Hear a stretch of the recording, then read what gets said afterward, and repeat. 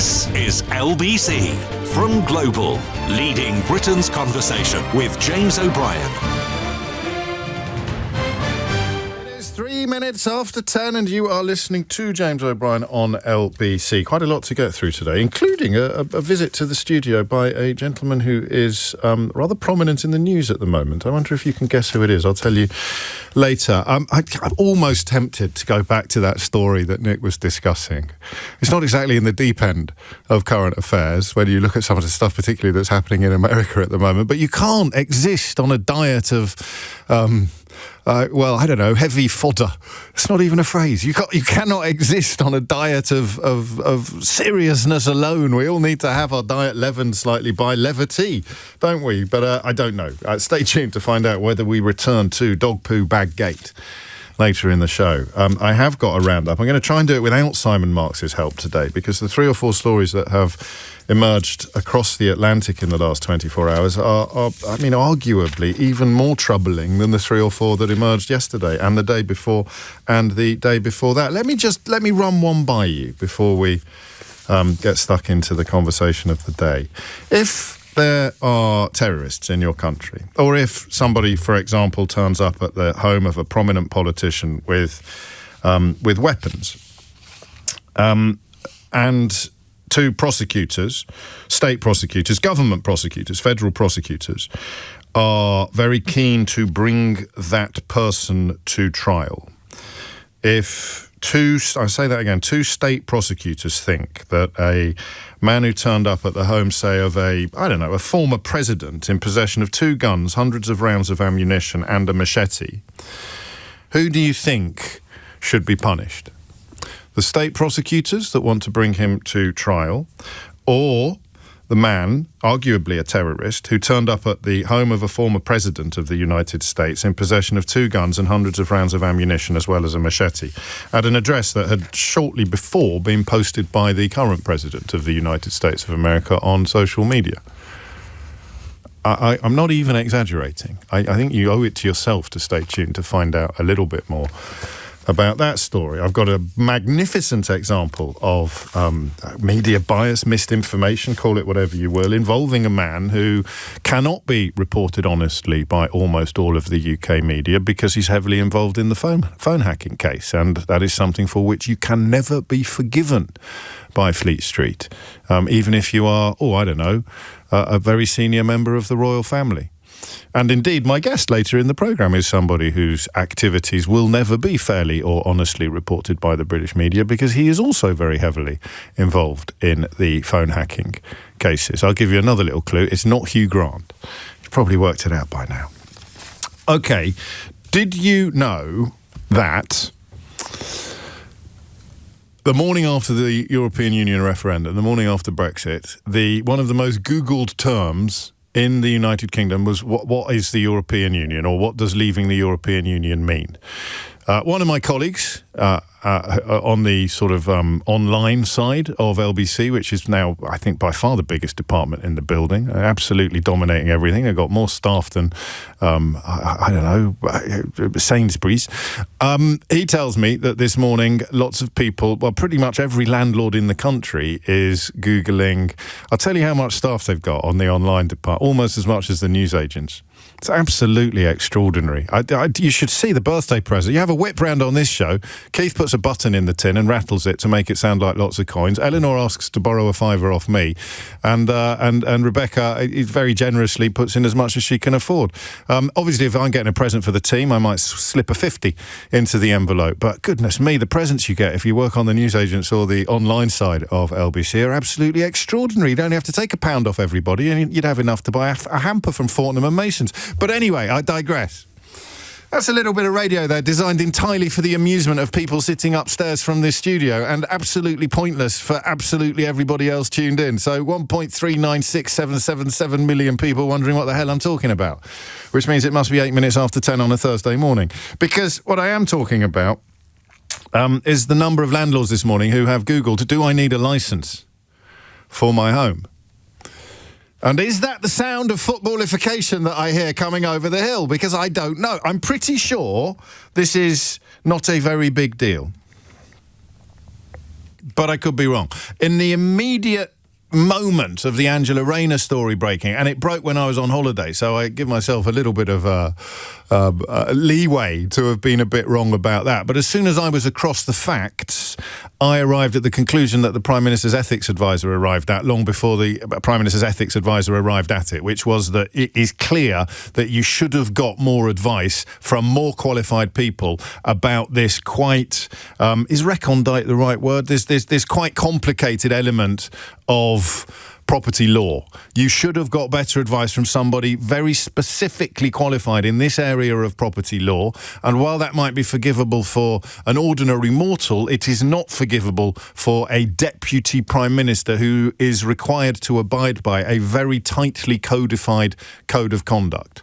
So I just remind you, in case that is the trumpet of footballification that we hear parping in the distance, I remind you that I was very much and very reluctantly, because I think she's a great politician and a lovely woman, but I was very reluctantly persuaded that Angela Rayner's position became untenable as soon as it emerged that she had not sought all of the proper advice that she could have and should have sought. Could you explain footballification for a new listener, asks Jess. Jess, I am here to serve.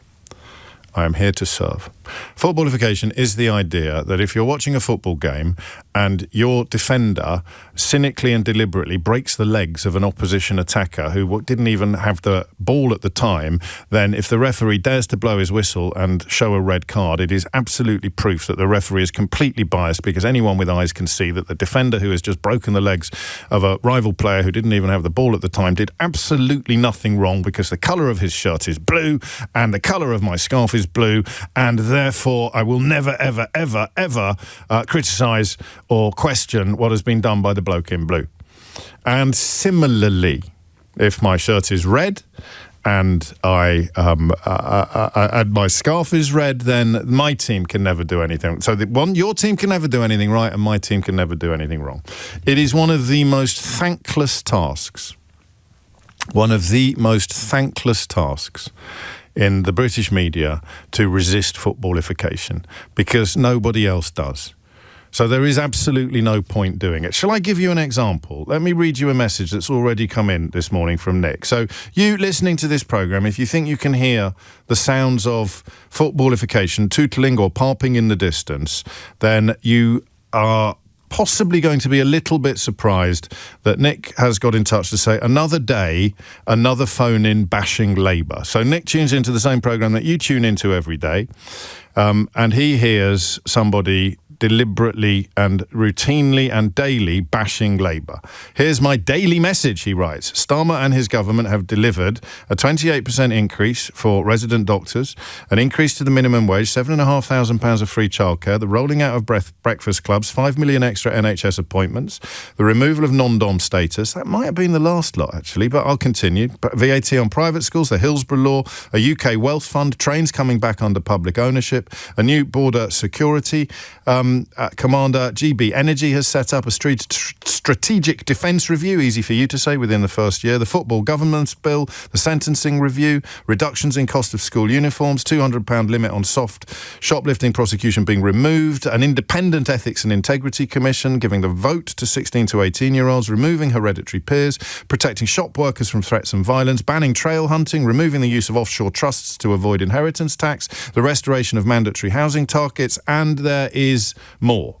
Happy to point that out, because for everyone who accuses me of footballification in one direction, there'll be someone accusing me of footballification in another direction. So I am conscious that the contempt, for want of a slightly milder word, that I feel at the appalling excesses and obvious corruption of many of the previous inhabitants of Downing Street, most obviously the period in which it became the address at which COVID laws were more egregiously and more frequently broken than at any other address in the country.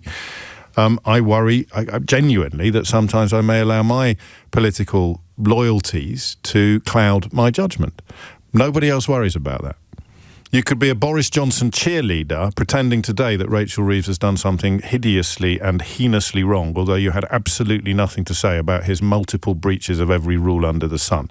By the time he left Downing Street, he didn't even have a standards and ethics advisor because the previous two, count them, 2, had resigned in disgust at his behaviour and his contempt for both integrity and ethics. I don't know how that works. Morally, intellectually, professionally. I don't know how that works. I don't know how you can have been supremely untroubled by a man who was so contemptuous of ethics and integrity that he ended up without having anybody overseeing it for him. Liz Truss didn't even bother to replace or appoint anybody to the role, and yet think that there's something horribly wrong about people who, when it appears that they've made a terrible mistake, immediately refer themselves to the ethics and integrity advisor. Just think about that for a minute. That's not footballification. That's saying two people should be judged by the same rules.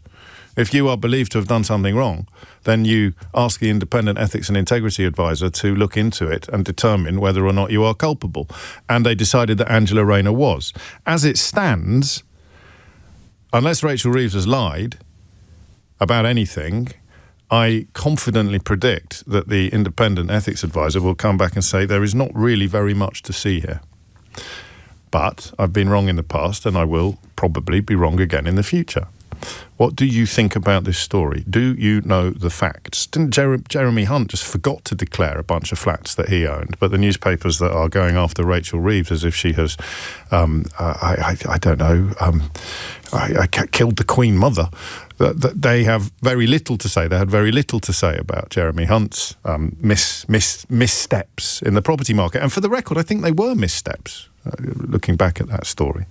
So the family home in Dulwich in South London, rented out last year because she moved with her family into number 11 Downing Street. The 4-bedroom house was put on the market via an agent, and that is, she thought, the end of the story. Southwark Council is a local authority that requires private landlords in certain areas to obtain what's called a selective licence to rent out their property.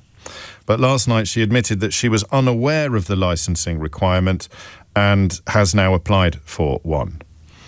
That, as far as I can tell, is the extent of the story. And it could be that you're listening to the same words that I'm listening to, and you are hearing evidence of an appalling and egregious breach. You may even have persuaded yourself that £900 is a significantly large sum of money for the Chancellor of the Exchequer to have jeopardised her career in order to avoid paying. If you believe that, you should probably give your head a wobble. I don't know that anybody can meaningfully argue that this is anything other than a genuine mistake. But I'm not allowed to make genuine mistakes at work without sanction, without recourse. You know, if it is a mistake of significant size, then there are penalties and punishments and requirements that would immediately kick in. I don't know whether you think this one fits into that category. Cami Badenoch, whose daily contribution to the realms of ridiculousness is something that we can all be grateful for, has described this as very serious revelations. Very serious revelations. Says somebody supremely untroubled by a boss whose behaviour was so appalling that 2 independent ethics advisors resigned in disgust. If the Chancellor has been profiting from illegally renting out her house, that would make her position extremely tenuous. So £900. A significant sum of money, apparently, in the event of this story being as serious as Kemi Badenoch attests. I just want to know what you think. I'm presuming, I should have triple-checked this before I came on air, but I'm presuming that she rented it out via an estate agent. It's very hard not to. Yes, it is. So there you go. That, for me, is the clincher. Have you ever rented out a property? Have you? Have you? Okay. You go to the lettings agent. This is my genuine position on this, and I am absolutely confident this is completely devoid of footballification, all right? I don't really want to speak to people whose opinion on a story like this is determined by the party that the politician belongs to. This is why I mentioned Angela Rayner at the outset. if you are paying a lettings agency anything up to 15%, I think, of the total rent to just take care of everything. I've rented properties where I never knew the landlord's name even. You deal entirely and exclusively with the lettings agency. And the same is true the other way round. The landlord may not even know your names. You've been assured that the references have checked out, but the reason why you're taking a fairly significant slice of cash out of the rent is because you are taking care of everything. The boiler goes, you ring the lettings agency. Some bailiffs turn up because the previous tenants owed money, you ring the lettings agency. Something goes wrong, you ring the lettings agency. And from a landlord's point of view, the boiler's gone. The lettings agency will deal with it. Some bailiffs have turned up because of some debts run up by the previous tenants. The letting agency will deal with it. We need a new radiator. The lettings agency will deal with it. You need a licence to rent out in this area where we work renting things out. The lettings agency will deal with it. That, to me, at 19 minutes after 10 this morning, seems to be the beginning, the middle and the end of the story. Because if I am paying you to do something and you don't do it, that is not my fault. Discuss. 0345 6060 973. James O'Brien on LBC. 21 minutes after 10. Press record. Or you don't need to, can you? Because you can rewind and pause live radio. But these are the circumstances in which Rachel Reeves' position becomes untenable. Okay? If the letting agency told her that she needed a licence to rent out her property. If the lettings agency told her that she might need a licence and she'd have to look into it for herself, which is kind of the parallel with the Angela Rayner scenario, then she will, I believe, have put herself in a position that becomes untenable. But if she has done neither of those things, then this is a whole heap of nothing. Unless, of course, you disagree. Susan Bromley. Sue, what made you pick up the phone? Well, to put it into context, first of all, I've been having sleepless nights since Rachel Reeves' budget last year because we run a family business, so I am no fan of Rachel Reeves. Fair enough. However, the exact same thing happened to me with Suffolk Council. Oh, boy. So, yeah. Oh, you're not going to kill this phone in stone dead, are you, with the first call of the morning, Sue? I hate Rachel Reeves, but the same thing happened to me. Yeah, exactly.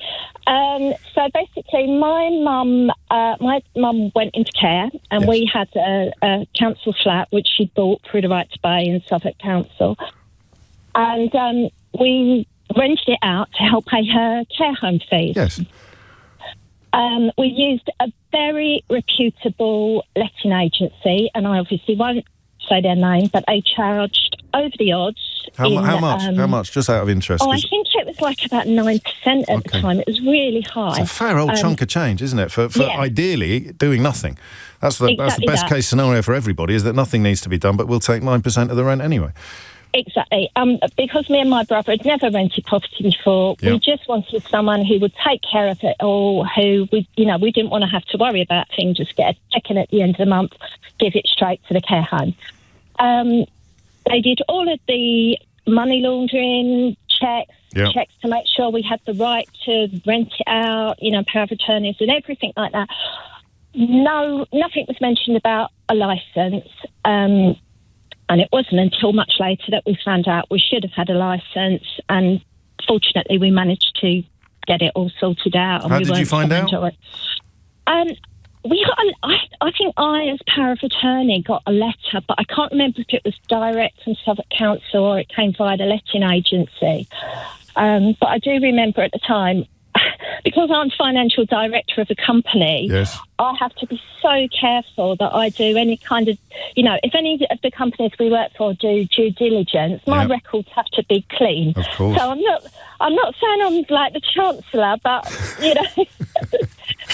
But I mean, the bottom line here is, and I think it's going to take some pretty heavy lifting to challenge this conclusion, is that you were perfectly within your rights to presume that the people you were paying to take care of everything were taking care of everything. Yeah, you would have thought that they would have said to me, you need a licence. I wonder if it's the same letting agency. Well, do you know what? It wouldn't surprise me because it is a very fashionable, well-known... A big one in the area as well. Yes. Well, I'll tell you what, will you tell the producer which one it was? Off air, and I'll never refer back to it at all, and then I'll ask someone to ask someone who's got contacts in the upper... And just for my own curiosity, Sue. And then I'll use a code word on the programme for you and you alone tomorrow. I will insert the word hamburgers into tomorrow's programme if I have managed to establish that it was actually the same lettings agency. But that's just between you and me, all right? No one else will know what's going on there. The only thing I will say, and if you will let me say this... Of course. When she made a lot of her changes in the budget last year to family farms and to family businesses, I don't think she did much research or due diligence, because she would have really understood how it's going to impact us. So maybe that's how she rolls. Well, you mean she rolls like you? Well, possibly. No, I hear you, and I want you to make that point. I'm grateful to you for ringing in, and it's important to establish, I think, in the interests of resisting footballification, that you would welcome the opportunity to give her a bit of a kicking if you felt it was fair. Yes, exactly that. I'm no fan of her, but I do feel on this occasion... I don't know anyone with exactly that. I should probably get it. If it is the same lettings agency, you can have a silent Ray Liotta. All right, the honour that we reserve for people whose contribution to the programme could not actually be more highly qualified. Could try and keep her on the line and just get the name of the lettings agency, and then we'll try and put it to one of Rachel Reeves' people, and then no one else will know what's going on. But if I say hamburgers on the programme tomorrow, then it will actually, or even later today, if we can get a quick heads up on what the letting agency was, then we will have solved the problem and indeed ended the phone-in at 26 minutes after 10 on Thursday morning. Happily, we haven't yet. Shall we have a look at some text? Stevie, you're up next. Steve, rather. Well, maybe you're a Stevie, but it doesn't say that on the screen. At what point does this nonsense stop, asks Linda. I'm sick and tired of this constant badgering. It's so obvious to me why certain parts of the media are going after Labour, but at what point does it stop? This is a nonsense. I think you're correct, says Roger. This probably was a genuine mistake by the Chancellor, but that's not the problem. It's the fact that she's trying to blame the lettings agent for that mistake. Shades of Angela Rayner, I feel. Good morning to you, James. Well, good morning to you, Roger, but I think the opposite is true. If it is on the letting agent, then that is precisely what the ethics advisor will establish. So the only shade of Angela Rayner is the immediate referral to the independent advisor, which I would remind you, a lot of people on the right of British media and British politics are very exercised by today, while they were supremely unconcerned when their hero Boris Johnson saw 2 ethics advisors resign in disgust at his contempt for ethics. That's what footballification looks like. This is outrageous. This is outrageous. She's the Chancellor of the Exchequer. How can this happen? Oh, you remember when Boris Johnson's ethics advisors resigned twice because he was such a... yeah, that was great. That was funny, wasn't it? He's such a lad. He's such a top bloke. I love him. Yeah, we're going for lunch tomorrow. That was really funny when Boris Johnson's ethics advisors resigned. 2 of them, not just 1, 2 of them, because he was, doing up his flat and lying about it, pretending he'd lost a phone. Can't even remember what the other was. Scandal after scandal after scandal. But none of it mattered because I love Boris. That's footballification, in case there was still any confusion. Steve's in Manchester. Steve, what would you like to say? James, only my older brother ever calls me Stevie. It's very comforting to hear. Isn't that nice? There you go. I don't know why I sensed there was a Stevie in there somewhere, Steve. Carry on, mate. There's a Stevie there. So I am a private landlord. I've got 8 properties at the moment. I don't use a rental agency, and the reason why I don't use that is they have such an appalling reputation within the industry for incompetence and dishonesty. They employ unqualified, generally very young people, presumably to keep the costs low, and like I say, the level of competence is awful. The amount of trouble that they get their clients into for doing much, much worse than this. Yeah. It's just shocking, and I won't touch them, and I feel for Rachel.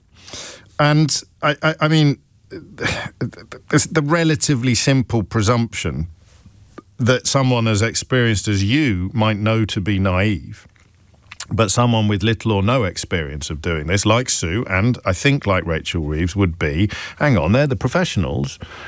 They will be better at this than I could be. Therefore, it's worth paying them 9% or 10% of the overall income. And that's a really good point. You have to be inside the industry to have this knowledge. I'm sure that you know of appallingly, but I was going to say appallingly bad radio presenters. We all know them. I know a few. I think we all know who you're thinking of. We don't know. But you will know things that we don't know because you're on the inside and we're on the outside, and we have no idea. So yes, people go into this assuming competence, assuming professionalism, and I'm sure there are many competent professionals out there, but we are not talking about the minority. We're not talking about the rogues who are bad. To build up a little bit of tension. The guest I've got coming in at 11:45 is caught up in a legally fraught situation at the moment. So I do phone upstairs. I take advice from people whose purview that is, whose field of expertise that is, before I conduct the interview, knowing exactly where and what is permissible and exactly where and what isn't from the experts. And then if I don't breach any of the advice that they've given me, and yet it turns out that we have made a mistake, that's their fault. Albeit that I would publicly be on the hook for it, I have trusted the experts. And that's all she has done, really. But then, the paid experts. But then in those circumstances, we acknowledge what we've done wrong. We apologise. We put it right. We need putting right, and we move on. And well, she hasn't even moved on. She's handed it to the independent advisor on ethics and integrity, because we've got one now. I can't remember which prime ministers it was who'd never even bothered having one.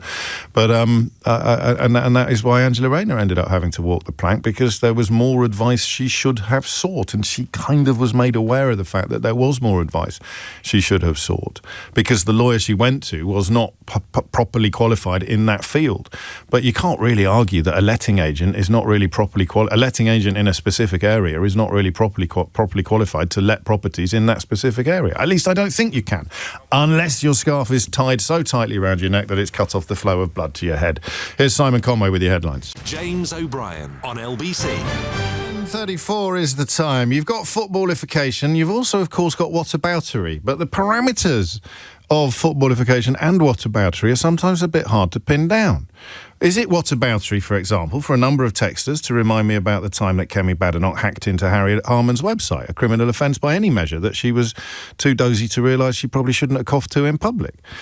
Is it a criminal? Is it whataboutery to remind people of the property arrangements or the housing arrangements of various people on the right of British politics that didn't cause much excitement or exercise much pearl clutching on the right of the British media? I actually don't know. And listen, is it whataboutery to remember that not that long ago Nigel Farage claimed he'd bought a house he hadn't bought because his partner, who was previously so skint that she had to work as a waitress, was suddenly rich enough to buy a lovely house with a swimming pool in Frinton-on-Sea, in the middle of the Clacton constituency that he hardly ever seems to spend any time in anyway. So I don't know if it's whataboutery. He's not Chancellor of the Exchequer. So the standard of scrutiny will always be higher for people in power. Except, of course, it won't, will it? Because the Conservative Prime Minister, whose conduct was so awful and egregious that his independent ethics advisors resigned twice, was the darling and in fact, he went on to get a highly paid column, in precisely the same newspaper that today is attacking Rachel Reeves for not knowing that she should have had a licence to rent out her home, and immediately referring herself to the independent advisor on ethics and integrity when it was pointed out to her. So if you're Boris Johnson, you get hundreds of thousands of pounds a year off the newspaper that wants politicians to obey the rules or to display ethics and integrity. If you're Rachel Reeves, you get a coating for referring yourself to precisely the individual that Boris Johnson had precisely the office that Boris Johnson saw two incumbents of resign in disgust at his conduct. So that's not whataboutery, is it? That's a very important illustration of double standards so huge that you can see them from space. Two-tier. Or is it? I don't know. Richard's in Broadstairs. Richard, what would you like to say? Good morning, James. Good morning, I've never called in this before, so why not? Why not? Pleasure to speak to you. Why not? I've never had the knowledge on a particular topic that I thought would be useful to share. Well, it never stops anyone else. Certainly doesn't stop me, Richard. Carry on. Okay, so I'm an expert advisor on property licensing. Yes. Okay, well, that'll do. Yes. Fill your boots. So, interestingly, Southwark Council, I advise on schemes particularly across London, but Southwark Council actually have 4 licensing schemes. Good Lord. For properties. So they have a mandatory HMO licensing scheme, which applies across the whole of England. Don't lose the room, Richard, but carry on. No, and then they have additional and 2 selective licensing schemes. And it's one of their selective licensing schemes this case is about. Yes. So the onus is on the landlord and their managing agent in the law to apply for the relevant licence before they let the property. But the landlord can't apply for it if they haven't been made aware of the need to do so by the person. I'm going to quote from a local landlord, not necessarily the one that Rachel Reeves used, but the contract for letting services or managed service would include clarity on legal. This is what the agent provides to the landlord: clarity on legal, compliance, and health and safety matters, and arrangement and renewal of all legislative and safety checks. So if they've done that and she hasn't got the licence, she's on the hook. But if they haven't told her that she needs a licence, then surely they're on the hook. Yeah, that's where the local authority, if they were ever to investigate it, would focus. Yes. So ultimately, you can have there's a statutory reasonable excuse defence. Yes. So if you can prove that you have a reasonable excuse defence, but not being aware of the law is not a reasonable excuse. And that's been held. No, this isn't what we're doing, though, is it? We're saying I've paid someone to make me aware of the law and they haven't. Absolutely. And in my experience, I mean, I deal with quite a lot of these cases. It's quite common for the local authority to take action against both the landlord and the managing agent. Wow. For non-compliance with the licensing scheme. But each case is different. So yes. I can explain the rules, but I haven't investigated the case, so I can't say what the answer is. Well, no, but you can engage in the hypothetical, because I'm fairly clear, as with Angela Rayner, that if she was told that she should have been seeking better advice or she should have been actually paying for the licence and she chose not to, then she's in trouble. But if, as I've just read out, if the contract she signed involved a requirement on the part of the agent to provide compliance, legal compliance, health and safety, supervision and arrangement and renewal of all legislative and safety checks. If that is all true, hypothetically, then do you think she has a case to answer? I suppose it partly depends on what was the duration of the breach. How long did this go on before she realised? How did she find out about it? About a year, and she found out about it when the Daily Mail, who, for reasons that only they could explain to you, have been digging into, presumably, the minutiae of the financial arrangements of every member of the Labour government, while paying Boris Johnson hundreds of thousands of pounds a year to write a column, despite, of course, having behaved so appallingly that 2 ethics advisors resigned. They phoned her up on the other night and told her people. And I presume that's the first she had heard of the need for this property in this area to have the licence that you described that she needs. Quite possibly. And I think what it demonstrates to some extent is the massive complexity of property licensing rules across the country. Yeah. So in her favour, there are many thousands of landlords probably in a similar situation, not aware that they need to have the relevant licence. Many thousands, gosh. Well, I would think so. I deal with quite a few. No, you clearly do. Be touching the surface. And so how? I mean, it was interesting, wasn't it? The first caller in exactly the same borough having exactly the same problem, and therefore being guilty of exactly the same quotes, offence end quotes. Whereas, I mean, I didn't feel that she was actually guilty of anything, but. The property owner, Steve in Manchester, has got 8 properties, who just wouldn't trust an agent with this. I don't want to tempt you into unsafe territory, professionally speaking, Richard, because you're clearly absolutely on top of this particular game. But how common would it be for an agent not to know or not to be telling their landlord that they need this kind of licence, given the complications you've just described? I suppose partly depends on is it a reputable agent? Yes. Agents come in lots of different shapes and sizes. Sometimes I've come across cases where it's been almost an administrative error within the agency. They've got hundreds of licensable properties. Right. But for whatever set of circumstance, this one was missed. And there's not a licence for a particular property. And as soon as it's realised, they get the application in. So most agents will be aware of licensing rules in their local area, or certainly should be. Well, you'd hope so. And yet Sue, who opened the bidding this morning, was clearly unfortunate enough to have employed one or engaged one that initially, at least, didn't know it. So in the absence of further detail and working entirely on the presumption that the facts are as she has presented them, and indeed as the Daily Mail has presented them, she'll probably be okay? So in my experience, if the landlord has acted before the local authorities come chasing them... Yes.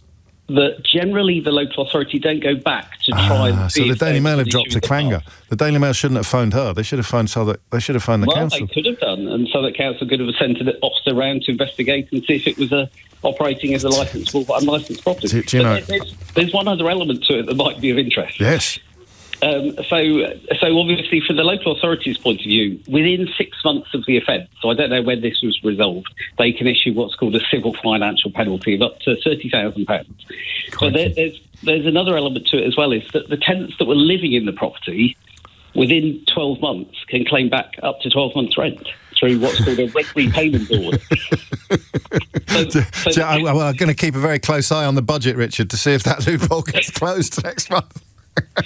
and interestingly, the through the Renters' Rights Act that came in the other day, yes, that a maximum amount of rent that can be recovered for a licensable but unlicensed property is going up from 1 year to 2 years. Fantastic. That's something else that our regular correspondent, another Richard, who feels that we don't give the Labour government enough credit for the stuff that it's brought in. I'm sure he's all over the Renters' Rights Bill. So she's unlikely to be hoisted by that particular petard, but there would be an irony to it if indeed she was. Richard, that's brilliant. That's absolute. Thank you. I'm so glad you were listening today. Can I just reassure you, though, you don't have to be this qualified to ring in the future. You can ring in on stuff where the ground beneath your feet is slightly less firm than it was today, because it's a pleasure to talk to you. No problem at all. And for your listeners, James, if yes. anyone's, because I'm seeing quite an increase in hits for my free website today on licensing schemes in London, would you be happy for me to give the name of it if anyone wants to look up I for free? absolutely would, yes.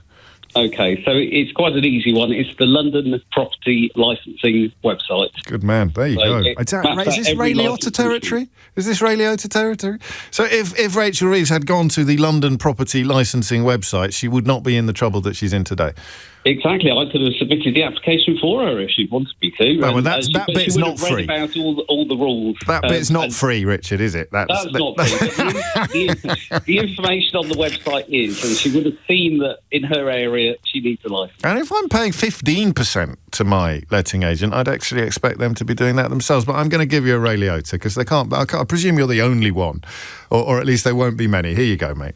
I'm Ray Liotta, and you're listening to James O'Brien on LBC. If you build it, they will come. That's a spy. That's it now. It's peaked. That's your debut call, and you got the highest honour that the programme can bestow. I was not expecting to be dishing out any of them on this particular subject, but we came pretty close with Sue. But I think Richard just nudged over the bar. It's 10:45. James O'Brien on LBC. 10:48 is the time. I mean, I know it can be a bit of a stuck record sometimes, but you're used to it by now. Double standards. Very sadly, and I hate this, because it's one area where you'd really, really hope against hope that the usual suspects didn't try and make it all about themselves or turn it into an opportunity to score political points. But 5 survivors on the victims panel in the grooming gang inquiry have called for an apology from a certain politician. I don't know whether you would have heard about this yet. If it was Jess Phillips that they were demanding an apology from, then it would have been all over your radio, I think, at certain times of day, your newspapers, all the rest of it. But the details of this particular development are truly hideous, including a politician who wants to sit down with survivors of hideous grooming experiences and sexual abuse, and he wants them to tell him the details of what they went through. Not the inquiry, not the experts charged with conducting these investigations, if they ever find somebody who is prepared to endure the slings and arrows of political opportunism and actually head up the whole thing. But I read that twice this morning, because even by the standards of this hideous human being, I could not believe my eyes. You want what? You think you have the right to demand that they sit down with you and disclose the full details of precisely what happened to them at the hands of their abusers? Do you know, I don't think it is appropriate of me to actually use that as a hook and tease, or to conclude that little bit of the programme by saying, can you guess who it is? I think that would be very, very wrong of me. So I'll tell you who it is. It's 30p Lee. It's Lee Anderson, who, and I'll quote this, "We need a proper grown-up adult conversation with these women," I'm not quoting now, but this is the nature of the question, "about the nature of their abuse." The Reform UK MP, Lee Anderson, said the party would need a proper grown-up adult conversation with the women about the nature of their abuse. This followed Nigel Farage effectively accusing them of not having been abused in the right way to have their cases included in the grooming gang inquiry. They were abused by Asian men, according to their own testimony and their own accounts, and they were aware that the inquiry is not just about them, but some of the group they were abused by. Some of the group were also abused by men from other ethnic backgrounds, and that appears to be the grounds on which Farage has said that they have not been, or that they should not be listened to or taken seriously enough. He actually said these words: "Here's the truth about the other 5. There are 2 very distinctly different groups of young people who are sexually abused and raped by adults, and what has happened with this inquiry is the government have quite deliberately, from the very start, widened the scope out from those who were victims of Pakistani grooming gangs and brought in other women." They have accused Farage of humiliating and degrading remarks on abuse. If your abuse had been covered up, would you really care? I mean, if you were really in the business of protecting victims of both abuse and cover-up, on what possible planet would you say to some of those victims, "Oh no, we don't mean you. We don't mean you." And I'll run through this because I think it's important. They added, "There is no point holding an inquiry if the scope is so small the decision is already made before it begins. 2 of this group have written memoirs about their experiences of predominantly Asian grooming gangs.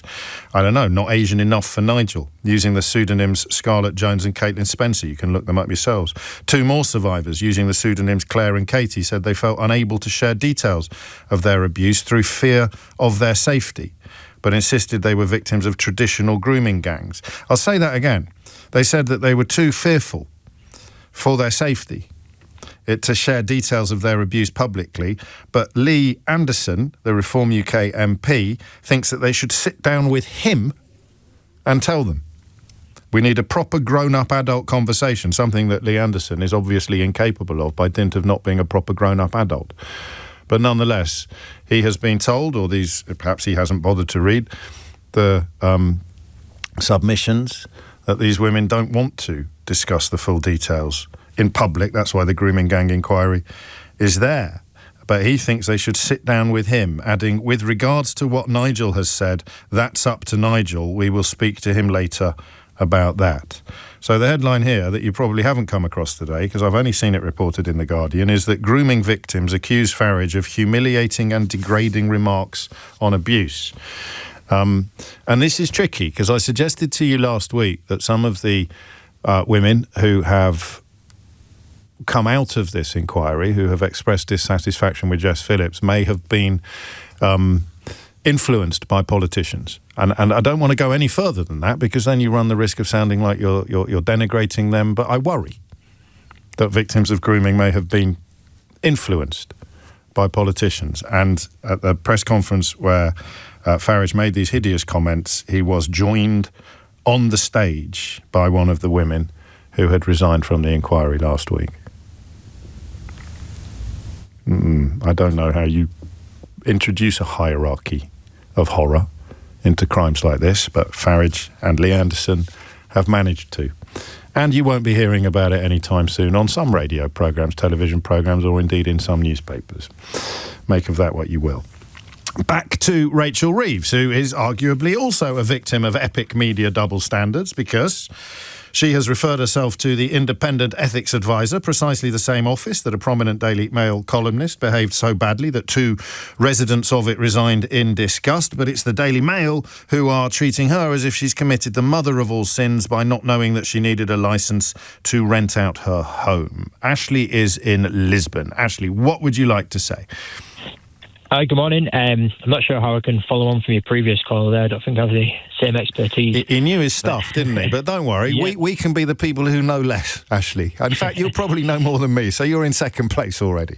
Oh, very good. I'm a selective licence holder in Durham County Council. Okay.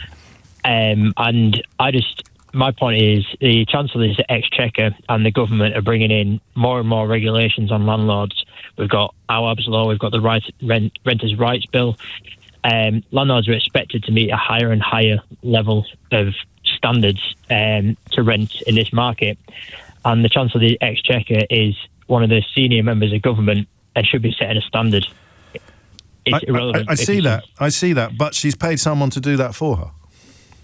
I have a lettings agent that manage all my properties, but right through the contract it says the landlord needs to make sure that they fulfil all their legislative requirements. And exactly the same if you compare it to but driving. the contract also says that I'm paying you to tell me what the legislative requirements are. So this is where we opened. She's in a lot of trouble if they've said to her you need a licence and she didn't get one. But if they haven't said to her you need a licence, despite the fact that she is paying them to ensure compliance across all of these matters, then I don't see how anyone can hold her responsible for it. Politically, you hope that she is going to learn a little lesson about how complicated it is to be a landlord these days, and that in real life things are often a little bit different to how they look in the crucible of policy formation. But she's paying people to do what you describe, and if they haven't done it, they're in breach of contract. Yeah, I think what the previous caller said as well is that both the lettings agent and the landlord will be liable. So you can take all the advice you want from your lettings agent, but I'd like to make sure that I'm covering all my boxes as well, rather than taking the advice of somebody else. Then why are you paying them? Legal matters. I'm paying them to run the administrative duties because I can't do it. Yeah, but that's it. So why are you paying them to do something that you're then going to do yourself? They're doing the daily work, they're taking the phone calls, they're dealing with the maintenance issues, they're dealing with the large graft, and that's really all I want from them. But you've got multiple properties. She is paying them to deal with compliance, to deal with health and safety, and to deal with all the legislative requirements. But if she can't meet the competencies of being a landlord, then I suspect that she shouldn't be a landlord. Well, I think we're slightly at odds here. I mean, I don't dismiss your point, but if I was renting out a property and I was paying someone up to 15% of the income to provide fully managed service, say, and we don't know the full details of this, and of course this remains to be clarified, and I was paying for, quotes, clarity on legal compliance and health and safety matters, and, quotes, arrangement and renewal of all legislative and safety checks, your argument doesn't really hold up. That's literally, it's a bit like saying I'm going shopping to buy some food, but I'm also going to buy some more food in case the food that I've paid for isn't proper food. If you look at it in another sense, if we're on, I'm going to go home and grow. I'm going to go out and buy some apples, but then I'm going to go home and grow my own apples in case I can't trust the apples that I've just paid someone to provide me with. Or your driving instructor tells you what the rules of the road are, but then you follow what the driving instructor says, and you get pulled over by the police. And the police can accept what you've said because a person of powers told you what to do. Well, so the driving instructor has deliberately... Well, if you've got it on tape that the driving instructor is saying, go and drive into that bollard, it's a requirement of this driving lesson, then you'd probably have a case. But your analogy is nowhere near as good as my apples. But you probably use your head and think, I'm not going to drive into that bollard, I'm going to go do my research myself. That's a point. No one does that if you're paying someone 15% of the income on the rent to do the renting. Don't be daft. Well, here's some money to do a job. Oh, I'm going to do it myself as well. No one does that, Ashley. You don't. No one does that. No one does that. I do it. That's the point of this call. Well, then you're a mug. Why don't you pay me for something as well and then do it yourself and I'll pretend I did it? I just like to have responsibility of my own. Of course you do. That I'm legally right. But, while paying someone else to do it as well. Why'd you pay them if you're doing it all yourself? Why don't you just back yourself to do it?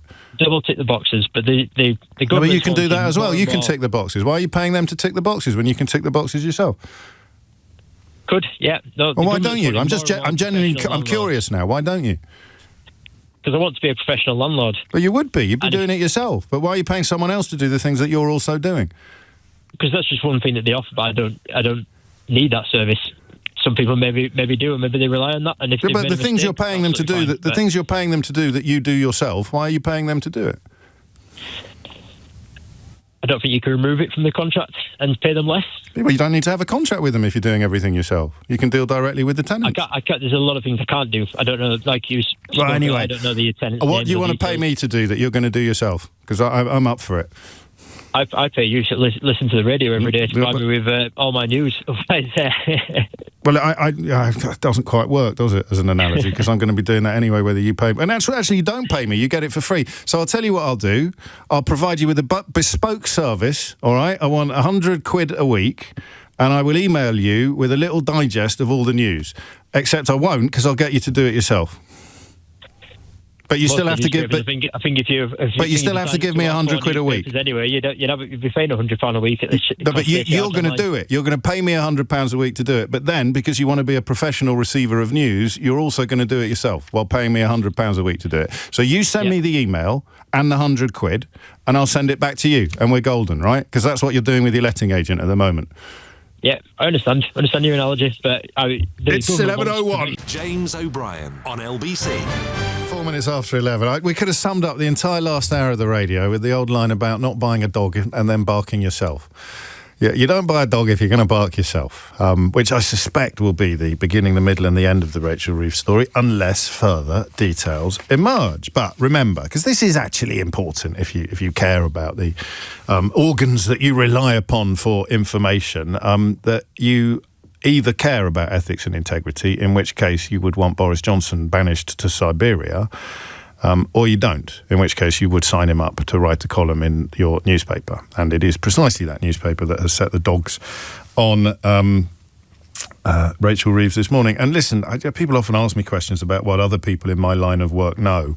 And I don't know. I don't know whether people are being deliberately ignorant, deliberately obtuse, or whether they just don't actually care enough about the facts to check the details of a story when they've got a scarf to knot around their neck and a football chant to shout from the terraces. 5 minutes after 11 is the time.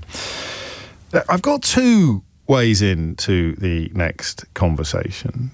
The situation in Jamaica is pretty hideous, as you will by now be well aware. And it speaks to, as you would expect, the broader questions of climate change. Millions of people dying each year from combined effects of failure to tackle climate crisis. These are statistics that do not reach many people's consciences, let alone their consciousness.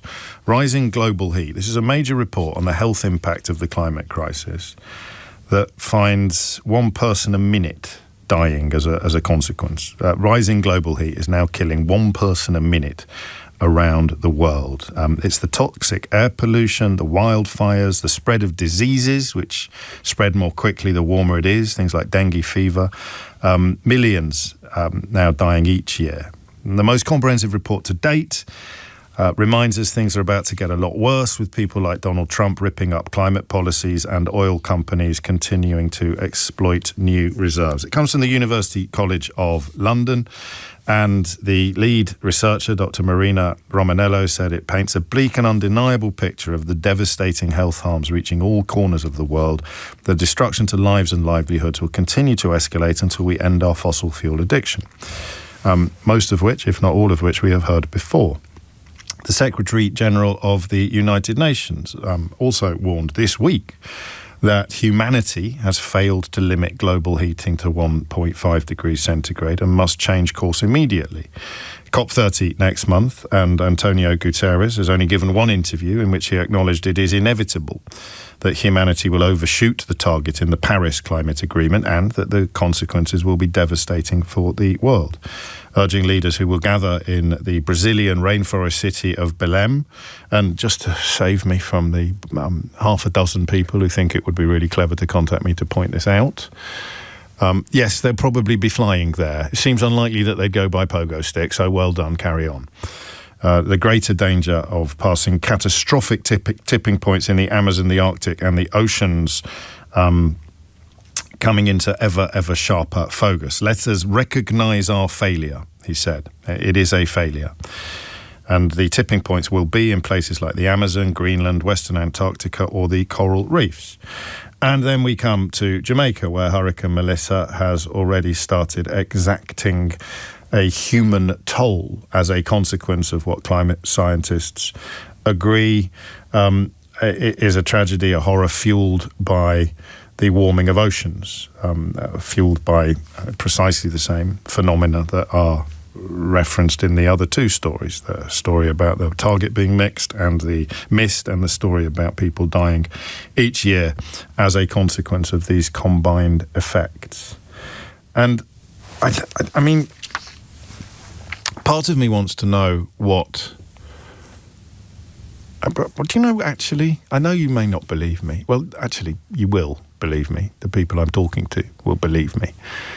I want to know how your family are back in Jamaica. There was a brilliant piece on one of the news programmes last night where a chap finally got through to his mum. And I felt for him because it was a bit like being on the radio when you've got a bad line. But of course he had a bad line. He was ringing from this country and he got hold of his mum. And you know that he said he could tell from the little bit of her voice that he heard. He said, "Oh, I've woken you up." But obviously he pressed on anyway because that was a slightly less important factor than making sure or finding out what sort of state the house was in. I wonder how... I do want to know what's going on the island, and there are a few places in the world where more people will have a connection in this country with that part of the world. Smashed effectively by this Category 5 storms, one of the most powerful hurricanes ever measured in the region. At least 5 people confirmed dead, at least another 20 died as a consequence of flooding in Haiti, where it's a Category 2 storm and has torn through the region. People in Jamaica stranded on roofs and without power. You may have struggled, of course, to get hold of them. 80 to 90% of roofs have been destroyed, along with hospitals, libraries, police stations, port houses, and other urban infrastructure. Do you know who the head of state is in Jamaica? You probably do, but it's always amusing to remember. King Charles is the head of state in Jamaica. He's expressed deep concern and profound sadness about the damage being caused by Hurricane Melissa across the Caribbean, but in Jamaica particularly. And he has said that this storm reminds us of the increasingly urgent need to restore the balance and harmony of nature for the sake of all those whose lives and livelihoods may have been shattered by this heartbreaking disaster. Seems to be the only thing upon which all 3 senior members, male members of the royal family, can agree, or at least which King Charles and both of his sons can agree on. I got a little story for you about one of his sons a little later in the programme. It's an extraordinary misinformation. In fact, it's a moment to tell you who the guest that I've got coming in later is. I don't know how successful my attempts to build up tension have been because Andrew Marr announced it last night, but Steve Coogan is coming in to talk about this court settlement with a man depicted in the film that he made about the discovery of the body of Richard III. Always a pleasure to sit in the presence of Steve Coogan, and today will be no exception. But I just want you to understand something. It's really important. It might be obvious, but I don't know what you do for a living. There's probably stuff that you think is obvious that would be a surprise to me. Like Richard talking to us about property licences, actually knowing what he's talking about and telling us some stuff that was quite surprising, which is why he got a Ray Liotta. The people in this country who have been loudest in pursuit of the culprits in the phone hacking scandals are treated very, very differently from everybody else. So most obviously, you would look at Prince Harry, Hugh Grant and Steve Coogan. For reasons I don't fully understand, Elton John gets a kind of free pass on this. I think it's because he's achieved a level of national treasureness that is akin only to the late Queen Mother or somebody like that, or the Duke of Edinburgh. They're just, and of course Candle in the Wind at Diana's memorial service. Even these ghouls and horrors won't go after Elton John. So they'll go after a military hero member of the royal family, somebody who is all of the things that they claim to care most about, but they won't go after Elton John, who is also at the forefront of continuing attempts to bring the people responsible for the most hideous media scandal of our time to justice. So that is why those 3 men in particular have their every dot and comma reported as if it were some sort of epic and incredible scandal. They make the treatment of Rachel Reeves look positively mild. And don't let me not tell you about the Prince Harry story before Steve joins us at about 12:45 today, a nice little run-up to Mystery Hour. And media is going to be part of the answer to the next question, isn't it? But I still don't get it. And I know it really boils your blood sometimes that I put myself on the hook for this, is that I've got a feeling now that there is nothing that could happen that would change the course of humanity. I hate to say this, but I say it from a position of pessimism and a position of very, very, very, very, very mild culpability. I'm not going to go all Catholic guilt on you, but I'm part of the problem, not part of the solution. And who can honestly claim to be part of the solution? Do you know how they reported the trial of some of the people accused of defacing Stonehenge? Did you see that story? I almost did it as a missing word round, but then I realised I'd be sort of joining in with the narrative.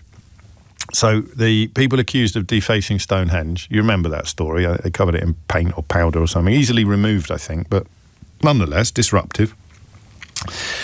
And it was reported that he'd driven to Stonehenge in his grandmother's petrol car.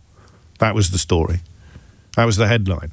You can't trust these people. So arguably the only people on the planet, and I'm not one of them, sorry, he's joining us at 11:45, not 12:45. The only people on the planet that might be able to say, I am not part of the problem, I'm part of the solution, are open to accusations of hypocrisy. Oh my God, they flew to the COP summit, or oh my goodness, he drove to Stonehenge. And the rest of us are either dedicated to pretending that it's not true, lying about it, or not doing anything. And I just want to talk about psychology today. I hope I don't know if it will work as a double bubble.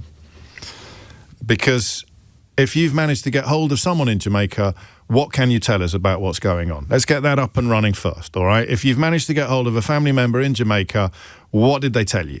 Paint me a picture on 0345 6060 973 is the number that you need. If you could do that for me. The simple question really is about what you have learned that I don't know about what has gone on in Jamaica as a consequence of Hurricane Melissa. But for the rest of us, I want to talk about psychology. Again, I've not come at it from precisely this angle before, but it is in many ways the single most fascinating aspect of the unfolding story. I want you to tell me why you think we don't care enough. So even if you've got loved ones in Jamaica at the moment facing unimaginable disruption and horror and possibly even death, you're not going to join Just Stop Oil tomorrow or join Extinction Rebellion tomorrow. You're not going to. I'm not going to. And it's maybe not fair to put so much weight on them for it. But why? Psychologically, why? You watch the floods in Spain, you watch the floods even in this country, you watch events the like of which we've never seen before. You have an almost unanimous scientific consensus on what the cause of it is. I've always thought that the denial, the kind of Trumpian, Faragey denial of environmental impact is very easily tested. You just stick them in a closed garage where the car is running and ask them whether they feel better or worse after 5 minutes than they did before. And now imagine doing that to the whole planet. It's a little bit naive scientifically, I grant you, and it may not stand up to peer review. And you'd need a control as well. But generally speaking, go and sit in a room where engines are running, particularly if they're being run on fossil fuels. Close all the doors and windows. Don't get yourself into serious medical difficulty, but just have a little think about whether or not on a planetary level the effects might be at least similar or speaking to the same phenomenon. Phew. And they say, oh, it's not man-made. Well, what is it then? Car-made? Petrol-made? Oh, it's not man-made. We had an ice age once. Was that my fault? Was that because of deodorant? Why? Don't hold back on this. Don't think, it's obvious, because I don't think it is obvious. There's that brilliant film that I think of every single time we see events like the events that we're seeing in Jamaica at the moment, where there is a meteor heading towards Earth. There's a metaphor, a meteor metaphor, a meteorophore, as I don't know anyone has ever called it before. A meteorophore is heading to Earth. Scientists have spotted it with plenty of time to do something about it to minimise its impact on Earth. And they desperately tried to persuade the population via the media, which is, immediately sceptical in some cases because it would cost a lot of money to do whatever it is that needs to be done to stop the meteor fall from hitting planet Earth. And somehow the public end up not caring. They are all persuaded not to look up. The film is called Don't Look Up. And it's a bit like what Jamaica is today. The meteor fall is Jamaica. You can look at Jamaica and you can see that is what our future holds. But somehow we don't look up. And even if we know it's there, we can somehow live our lives as if it isn't. It's the psychology that is absolutely fascinating. And listen, I don't end up believing political liars, but part of me wishes I could. Imagine how nice it must be to think that Donald Trump is right and you don't actually have anything to worry about, and drill, baby, drill. Because then you can just think, oh, that's fine. But the people who do it, the people making all the money, they know that it's true. Just like the tobacco industry knew exactly what they were doing to people. Just like the social media companies who don't let their own children, the social media honchos who don't let their own children have devices, even as they're flogging them to your children, know exactly what they're doing. Tobacco, social media, there's a long list of things that we only latterly discovered were doing us enormous damage, and then we discovered that the people selling them knew all along. So their psychology fascinates me. You love money more than you love your unborn, no, possibly even born. You love money more than you love your grandchildren? Or you manage to believe something that's not true. Donald Trump's quite a good example, isn't he? He offers you something, but I don't know that racism goes hand in hand with climate change denial, does it? Although it probably speaks to a lack of humanity, doesn't it? If you're racist, you don't actually care about humans in the same way that somebody who isn't racist does. You pretend to care about some humans, but really your position is motivated by hatred of other ones. And therefore, planetary crisis... No, because you'd still love someone, wouldn't you? So how does the psychology of it work? 0345 6060 973 is the number that you need, okay? The psychology of why nothing ever changes. No matter what the crisis is, nothing ever really changes. And indeed, probably today, the direction of traffic on climate change is worse than it was 5 years ago, certainly 20 years ago. 0345 6060 973. So, I want to know what's going on in Jamaica with your family, your loved ones, but I really do want to know why, for those of us who aren't narcissists or actually making a ton of money out of climate change, out of fossil fuels, why? Do you know what I'm asking you? I'm asking why you don't care more. Why don't we care enough? What is going on inside our little heads that allows us to not look up? Complacency? Comfort? What is it? You tell me on 0345 6060 973. James O'Brien on LBC. What are the other there aren't really any historical parallels, are there, where we faced planetary threat and we've just looked the other way? But there's probably population-based parallels, where a single society has faced an epic threat and then just persuaded itself that it wasn't facing any trouble at all. Off the top of my head, I can't really think of any. I bet you can. A sort of historical precedent on a smaller population level. So a town or a country or a part of the world facing an existential threat and somehow persuading itself that everything was fine. Maybe it's a survival technique. We'd never get out of bed. If we fully acknowledged and felt the scale of the climate crisis, we'd never actually do anything. Would we? Because as it stands, we can watch Jamaica, a part of the world which couldn't have tighter connections with this country, facing utter devastation. And we know that it will not make a dent in our collective attitude to climate change. And I genuinely don't understand why. Gary's in Walthamstow. Gary, what do you think? I don't think, James. That's the spirit, mate. That's the spirit. Vote Nigel. Oh no, James. The thing is, it's a little bit like someone telling you to give up smoking, and it's because it's possibly going to cause you cancer. Most people don't believe that it's actually going to happen, and unfortunately, I think with climate change, if you think about when you're in your 20s, if someone was saying to you, James, you really need to put some money away for your retirement, it's not as acute to you in your 20s as it is in your 40s and 50s. Tell me about it. And I think that, and I think just generally as human beings, I was thinking about this the other day. Hang on a minute. Oi, you said you didn't think. How dare you come on this programme and misrepresent yourself so egregiously?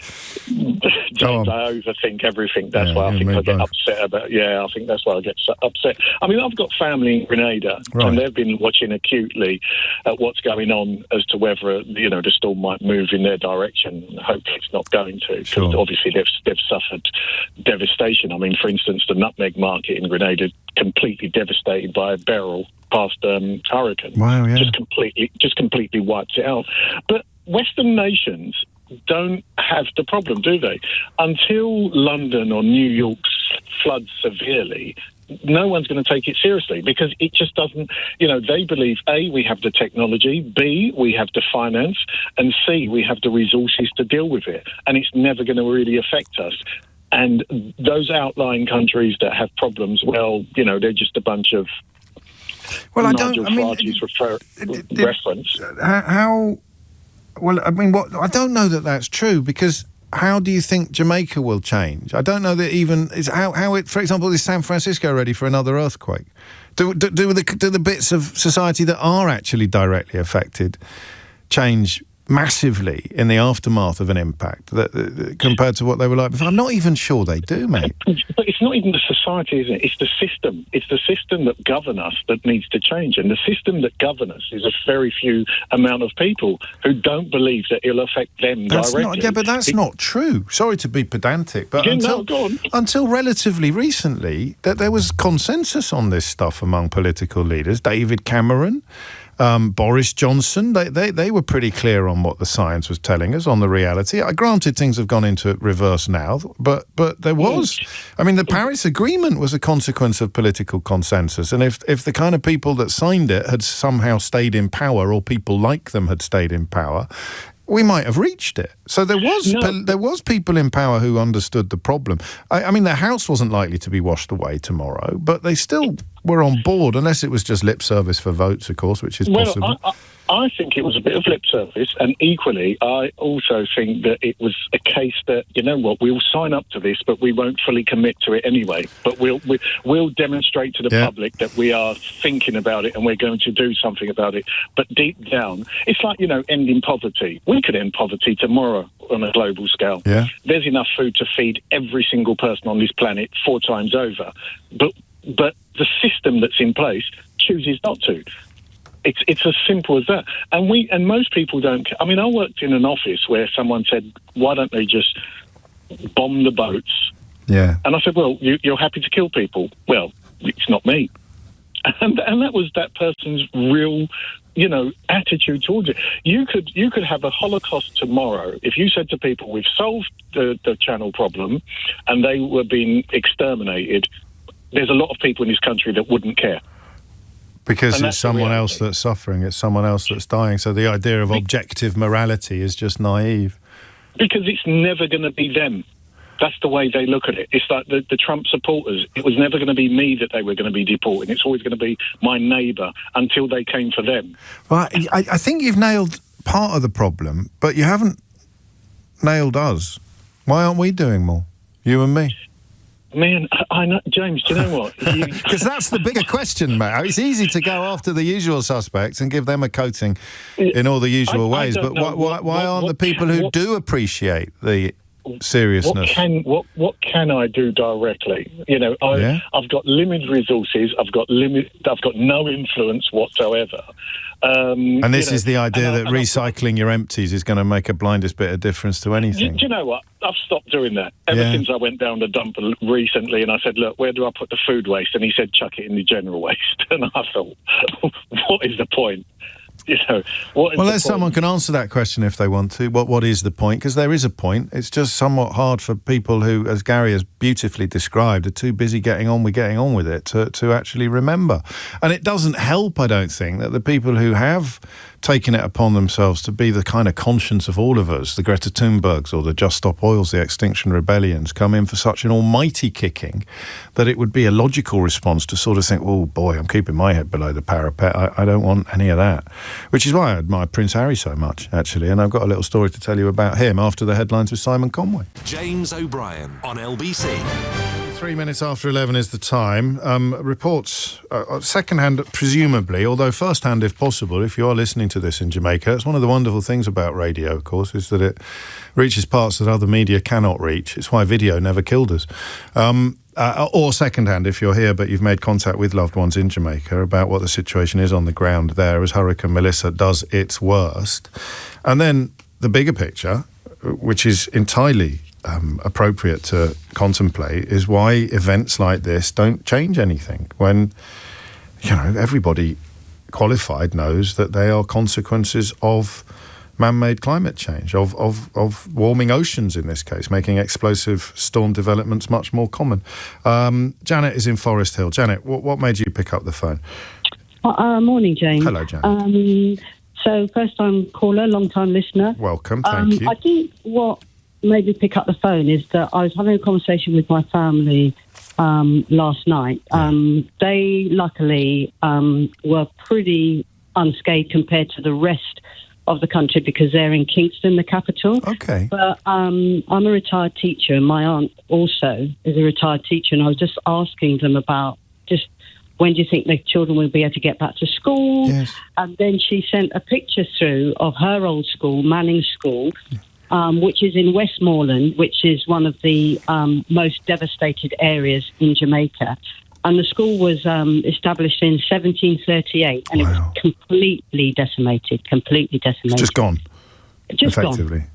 Just gone. Wow. And it just made me really think when I was listening to your question that often when you think about, when you're not living in the area, and mostly it's the third world that I think are really always affected by climate change so much, and yet we don't really think about it.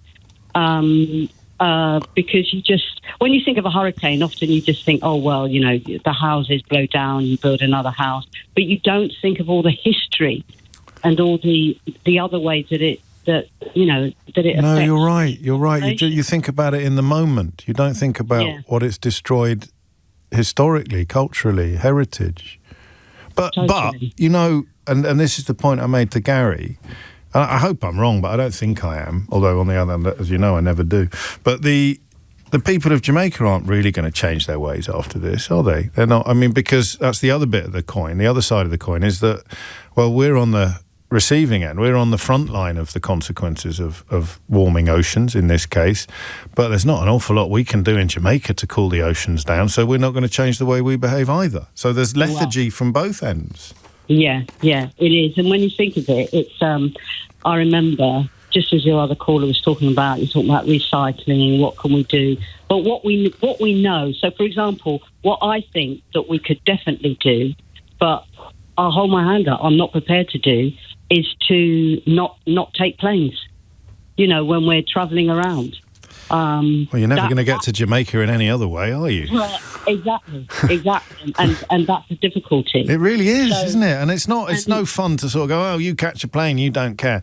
But, it is, I forget who wrote the short story where we all live in weird little pods and we never see anybody except on video screens. But that's the only future. And, that we've all moved underground because we've utterly destroyed the planet. It's either H.G. Wells or possibly E.M. Forster, I forget who. But, I mean, that is the point, isn't it? Is that you'd never see your aunt again if you both decided never to fly again. Yeah, most definitely. There's not a lot you can do about it. No. So I just thought, that's why I was ringing in, really. No, thank you. Really and how did, you knew that school, did it? You visited it yourself, or? I'd never visited myself, because, I don't remember going to, the school that I did visit was in Kingston, which I think has been there for quite a long time. Okay. But this is a school that my aunt went to. Yeah. And it's gone. And it's gone. And that's not going to get reported. I mean, we will read. In fact, I read out earlier, schools have been destroyed. But I didn't have any sense of the children that went there, the children that studied there, the teachers that were. The school's just gone. Imagine a school near you. There's a school near you. Janet's in Forest Hill. Wherever you are listening now, there's a school near you. It's the nearest school. I've got a school practically over the road from where I live. It's just gone. It's just gone. What happens tomorrow? What caused it? Oh, climate change. What are we going to do about it? Oh, nothing really, because there's no point recycling. And anyway, India's got a oil tanker or something. You know the arguments. You've heard them a million times before. Sheesh. 11:37 is the time. Lance is in St Ives. Lance, what would you like to say?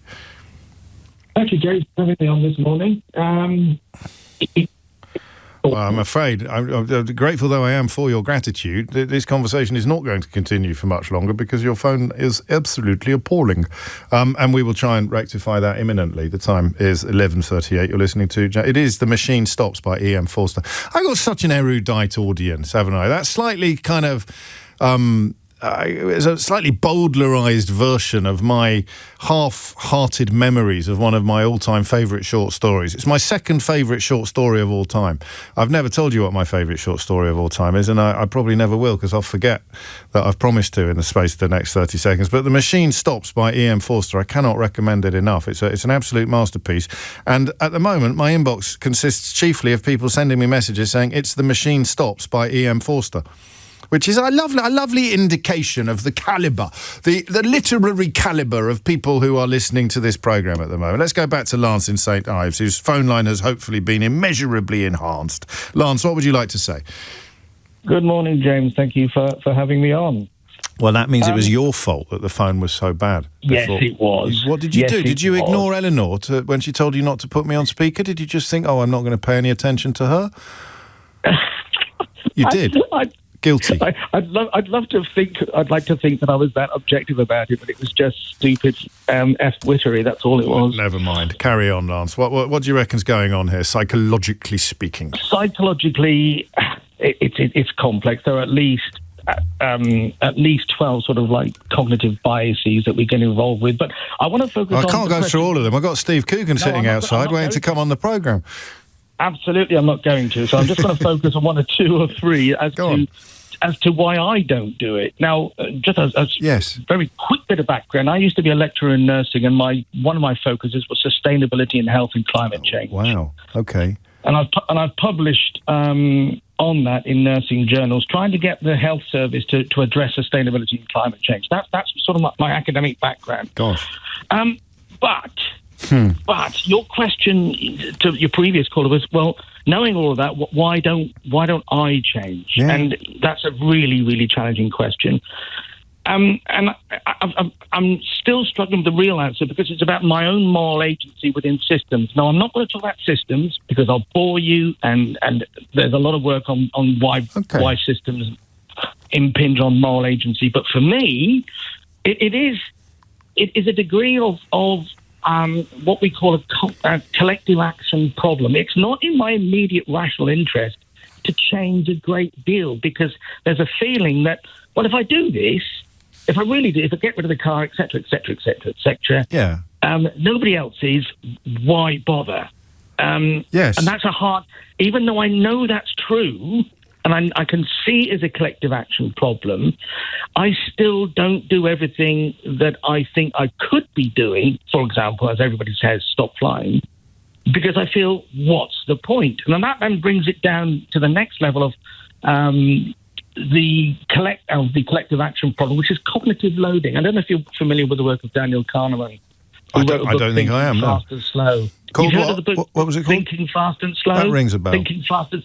Yeah, it's quite a bestseller. It's Kahneman works on cognitive biases and how our brains actually work. And the theory is that our conscious mind has only got so much processing power to deal with issues.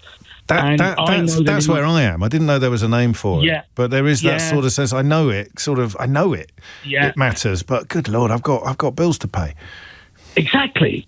You get up in the morning, you've got breakfast to prepare, you've got to think about your commute, is your shirt ironed, are the kids crying, etc. Yes, exactly. You've seen me. I haven't ironed a shirt since 1984. we kind of like then find it hard to bring it into the area of moral agency. Could we be helped? I mean, I don't like to blame the media for everything, even though they are to blame for almost everything bad in this world. But or if they're not to blame for it, they've made it worse.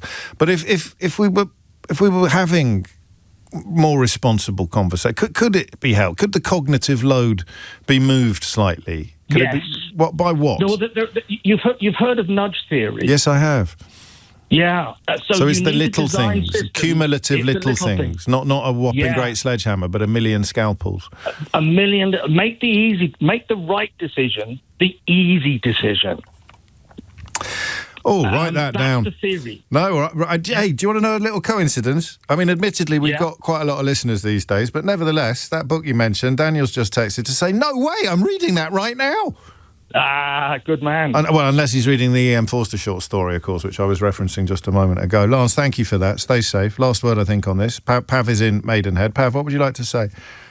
Just one. So I've got a few things to say, but the first thing is, you know, when you mentioned about populations and coming up against something that might. Have you got one? Have you got one? Yeah. Go on. The British, the Indians, and Clive of India. I've been listening to a few podcasts recently, and obviously, where the reason why the East India Company was able to do what it did was because a lot of Indians actually turned onto the other side, despite the obvious risk that would happen. Is that the same as? I mean, the ones that did turn onto the other side were generally okay, weren't they? While Clive of India did his worst. I mean, admitted. I don't know about that, but it's not. Do you know what better? I've got a better one. I've got a better one. The Americans and the Indians. The Europeans and the Native Americans would be another one. Maybe. I don't think these quite work because the Native Americans didn't have a crystal clear image of the threat that they were facing. We're talking about people who know. I think the White Walkers in Game of Thrones are probably the best example. Would be another one, yeah. Actually, that's a good one. Or Blockbuster Video. Yeah, with Netflix. I mean, they must have seen it on the horizon, but they convinced themselves everything was going to be fine. People are still going to want videos, and then lo and behold, boom, it's all over overnight. Anyway, I digress quickly, if you would. But what I wanted to say was, I think the lack of what you're saying is the death of kind of environmentalism recently is because of the death of globalism in the last 20 years. Like everyone is turning more isolationist. And countries now looking in, but also I think one other thing is generally most people who care about the environment it's generally younger generations, and I'm a millennial. I'm quite a young millennial, and a lot of us right now kind of feel that the social contract's broken, and we're just tired. It's very hard to care about the environment when you can't pay your bills. And, this is there's a word that's called cognitive load, Pav. Did you know that? Cognitive load, there you go. We live and learn. There's a book I could recommend if I could remember what it was called. And just one last thing. I think it will actually change quite dramatically when the millennials and the younger generations hopefully get into power. Do you? Whether or not it will be too late by then, I don't know. Well, you've combined all the stories that inspired this conversation rather perfectly, and that perhaps explains, in large part, why Zach Polanski is having such an extraordinary time of it at the moment as the new leader of the Green Party. Some polling suggesting he's the most popular among the generation that Pav describes, possibly even among other generations as well. I should double check, but I think I read under 50s, would you believe? And he's not even an MP yet, but he's playing an absolute blinder all over social media. It is, and beyond, it is 11:46. You are listening to James O'Brien on LBC. Wonderful film, The Lost King, but it has a rather intriguing subtext or postscript, if you prefer, which the star and writer, or the co-star and writer of the film, Steve Coogan, will be talking to us about in just a moment. And after that, of course, it being Thursday, it will be Mystery Hour. 11:46 is the time. James O'Brien on LBC. 11:49 is the time. Story in the Daily Mail today alleging that Prince Harry is an enormous hypocrite because he has described the people who control social media as exercising insidious influence over young people and indeed older people. And the people that own and control social media are polluting public discourse and affecting our health. The Daily Mail decide that he's a massive hypocrite because his wife uses social media. That is an entire page story in the Daily Mail today. by the notion that because someone's wife uses social media, then you are a hypocrite if you criticise the people that own social media.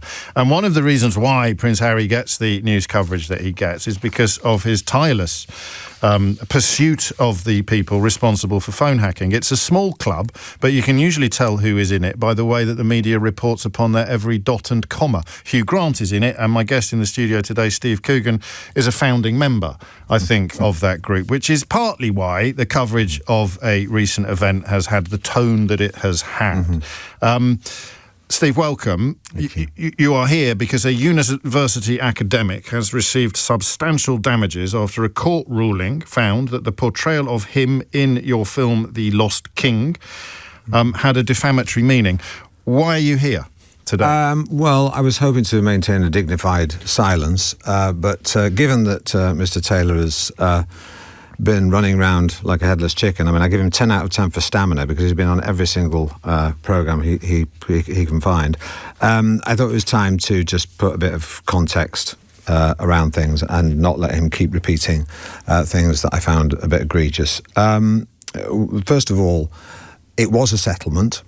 It was settled because our key witness, Philippa Langley, was unwell, suffers from ME, and chronic fatigue, a debilitating condition that meant she was unable to give evidence. I was looking forward to going to court with her to have it all heard there, but we were told because we didn't have our key witness that we had one arm tied behind our back, so we decided the best thing to do was to settle. So that's what we did. It's an illness that's portrayed in the film. It is, yeah. It's a key part of the story. Yes. Let's rewind, if we may, as to what it was that drew you to this story in the first place, because it was perhaps your interest was inspired in part by the imbalance between the academic establishment and this, how do we describe her? A maverick? I don't know. It's an overused word. Her or me? Her. Oh, her. Well, she is definitely, unusual, Philippa. She's an amateur. Look, when this story broke about 12 years ago, it was beamed all around the world. And the message was... Let's just clarify, this is when they found Richard III in a car park in Leicester. When they found the body of Richard III in a car park in Leicester. The news was beamed all around the world, every news bulletin all around the world, about this incredible discovery. And the one person from those news reports who was conspicuous by her absence was Philippa Langley, who was the architect of the entire project. And it was only when I watched the film The King of the Car Park I saw that she should have been front and centre. And I didn't understand why there was this disconnect. So... Jeff Pope and I started to look into it, and she is the person who we felt, for whatever reason, was not properly recognised by the public for this crowning achievement. So we set about making a film to redress that imbalance, to give her a platform that she had been denied previously. There was a conference, I think, where 13 people spoke. There was they held a press conference to confirm the DNA analysis that the body was in fact those of Richard III. 13 people spoke there, academics. The 13th person to speak was Philippa Langley. Now my question is quite simply, why did that happen? Why was she 13th to speak? Why was she not hosting the press conference and thanking Leicester University for their assistance in helping her fulfil her project to find the body of Richard III? That's not what happened. I'll read you the statement that Richard Taylor has provided, interviewed by Andrew Marr yesterday. As you mentioned, he's done a lot of media work. Thank you for finding time to talk to us today. Steve has accepted he's committed defamation. He's accepted costs and damages. He's accepted I didn't present a false account or marginalise Philippa's role. He's accepted I was not smug, unduly dismissive or patronising. He's accepted not to repeat these allegations or similar. He's accepted he needs to change the film. He's accepted I behaved with integrity. How have you changed the film? We haven't changed the film in the slightest. We put a card at the beginning, effectively a notice saying that the character in the film bears no relation to the fictitious Richard Taylor we have in the film, bears no relation to the real Richard Taylor who behaved with integrity throughout. But apart from that, the film remains intact. It's there for all to see. It will be there in perpetuity, long after myself and Richard Taylor have shuffled off this mortal coil. I hope this isn't an inappropriate question. How's Philippa handling this development? Well, she's feels slightly disempowered, which is basically why we made the film, because we wanted to give her a platform. So I think she might say something quite soon about this, but it's always been very, very difficult. You know, when we did this film, we portrayed all the characters in the film as being flawed, as being human. We did the same thing with Richard Taylor. In our minds, we didn't regard him as malevolent, malignant, or some sort of James Bond-style villain. He was doing his job. But in doing his job, he represented University of Leicester fully. But you know, had he been acting for Philippa Langley, I wonder how he might have done it differently. You know, if Philippa Langley was... That's a critique and a compliment in a way, isn't it? Yeah, I mean, look, he did his job well. He said in a podcast after the body had been found, the remains had been found, he said he had to create a firewall between the University of Leicester and Philippa Langley. I don't quite know what he meant by that. I'd love to hear him explain that. I'm sure there's an innocent explanation, but I'm sort of I'd love to hear it. I'd be interested to hear it as well. Just I mean, because it is a film, and as you have some poetic license or some dramatic license. I came away from watching it. I loved it. Persuaded that this body would never have been found in a million years were it not for Philippa Langley. No, had Philippa Langley been on the payroll of Leicester University, she would have been carried in a sedan chair through the streets of Leicester with garlands laid at her feet. Her mistake was not only not being part of Leicester University, but even being from Leicester. And when a woman from Edinburgh comes down on the train, waltzes in and discovers a 500-year-old king on your own doorstep, it's a bit awkward. Just for people who haven't seen it, how did she know?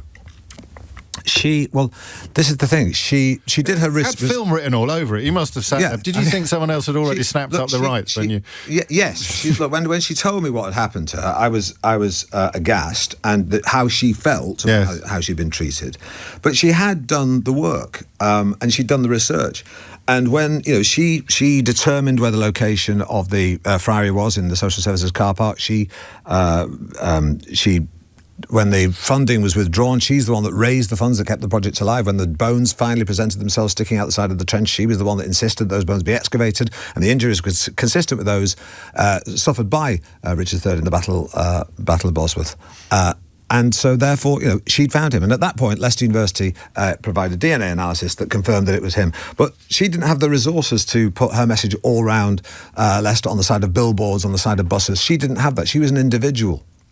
We gave her the means, we gave her the megaphone to tell her side of the story. Had Leicester University could well have could have handled it completely differently. They could have had a press conference where they said, "Isn't it amazing when the amateur sometimes teaches the professional a thing or two?" But they chose to go in a different direction. What did Philippa think of the film? She loved the film because it gave her it honoured her. It honoured the amateur. It reminds me of Dava Sobel's longitude, when Cambridge University put down a challenge to measure longitude, which meant building a clock that would work at sea and be inured against the motion of the waves. And Thomas Harrison, a Yorkshire clockmaker, came along and did what all the academics at Cambridge University had failed to do. And it takes people a long time to acknowledge that. And I think eventually what I'm hoping will come out of all of this is that Philippa Langley's legacy will be the thing that is remembered. And by the way, if anyone wants to look into this, or they've got time on their hands, or they're really bored, I encourage them to do so, to look into it on a granular level and look at the behaviour of Leicester University, look at the behaviour of Richard Taylor, and come to their own conclusions. It's a fascinating topic. It is indeed. And to be clear, you weren't being facetious at the outset when you said you would have been happy to maintain a dignified silence, but it's the absence from some of the coverage of the fact that you would have really liked to go to court, but Philippa wasn't able to testify. Exactly. That's why you're here today. Yes. for which we're grateful. Have we got time to ask what you're up to at the moment? People always want to know. I'm about to go off and make a film with Pamela Anderson in America. Yes, I know, someone's got to do it. Steve Coogan, thank you very much indeed. And I will actually recommend The Lost King. It's a proper David and Goliath story, which is somewhat ironic given the reasons why you're here to talk to us today. The time is approaching 12 noon. You are listening to James O'Brien on LBC, where it's Thursday and it's nearly 12 noon, so it must be Mystery Hour next. James O'Brien on LBC. Oh, it's 3 minutes after 12. Your weekly opportunity to achieve the sort of satisfaction not ordinarily available anywhere else on your radio dial. If you have a mystery that needs solving, a riddle that needs unravelling, an enigma where you need enlightenment, then this could be your chance. You ring me on 0345 6060 973. You pose a poser, you ask a question, you share a mystery, something to which you know there must be an answer. It's not like is there a god or something like that. But you haven't been able to find that answer yourself, or you've only relatively recently started puzzling over whatever it is that you're puzzling over. And then I take the baton from you and start sprinting off with it, and somebody else rings in to take the baton off me by providing an answer on, once again, 0345 6060 973. You're absolutely right. I should have asked Steve if he would co-host Mystery Hour in the guise of Alan Partridge. In fact, I wonder if he'd ever considered doing it on his own, just in character. It would be a flipping magical moment of radio, wouldn't it? It really is. But anyway, that ship has sailed. There's a prize. You can get your hands on a Mystery Hour board game. I checked in with Base yesterday, and we are on schedule for the new miniature, Mystery Hour 2.0. It's a whole new bunch of questions, a different format, and you'll be able to fit it in your pocket. That is hopefully going to be with us by Christmas. So the Mystery Hour 1.0 is destined to become a collector's item. I don't actually know if we're going to continue producing that, manufacturing that, after we've started making the second one. But either way, you can get your hands on one for free at mysteryhour.co.uk. Just go and have a look at the website. You can buy them there, but you find out more about it. And the terms and conditions for this competition are at lbc.co.uk. So just to clarify, you can get one for free if you make my favourite contribution of the day. We give one away every week. And if you're not lucky enough to win one, you can buy one by going to mysteryhour.co.uk. And the new one will be out in time for Christmas. It's much funnier, actually. The funniest bit is the wrong answers to the question. So if you don't know, you get a card in the old game with one wrong answer, one right answer on it, and then you make up an answer of your own. You get extra points if the people guess that your made-up answer is the correct answer. You get points if they pick the wrong answer, but you get the picture. On the tin version, the new mini version, the pocket version, there are two made-up answers, and that's why it's funnier, because the professionally made up answers it's a bit too much pressure. My mother-in-law couldn't get her head around the responsibility of coming up with a wrong answer. So it actually makes the game a lot easier. I know for some people that's the favourite bit, but no one is stopping you from carrying on playing format 1.0 as we move on to also embrace format 2.0. And I've got one phone line free. 0345 6060 973 is the number you need. 6 minutes after 12 is the time. Bill is on the Isle of Wight in Newport. Bill, question or answer? Question. Carry on. Why is the GMT we're living under at the moment so lopsided? Because at the moment there's 57 days from when we changed the clocks last Sunday to solstice, or the 21st of December. Right. On the other end, it goes 98 days until we put the clocks forward again. So you theoretically, hang on, 98, 155, it'd be 77 and a half days. There should be like 78, 77 days on either side. Looking at the sunrise and sunset times for London, I know it varies in different parts of the country. 4:30. We get a total amount of daylight when we put the clocks back of 11 hours and 15 minutes. But when we put the clocks forward again, we got 12 and 3/4 hours. Doesn't make sense. I'm not going to lie to you, Bill. Yeah. I don't really understand your question.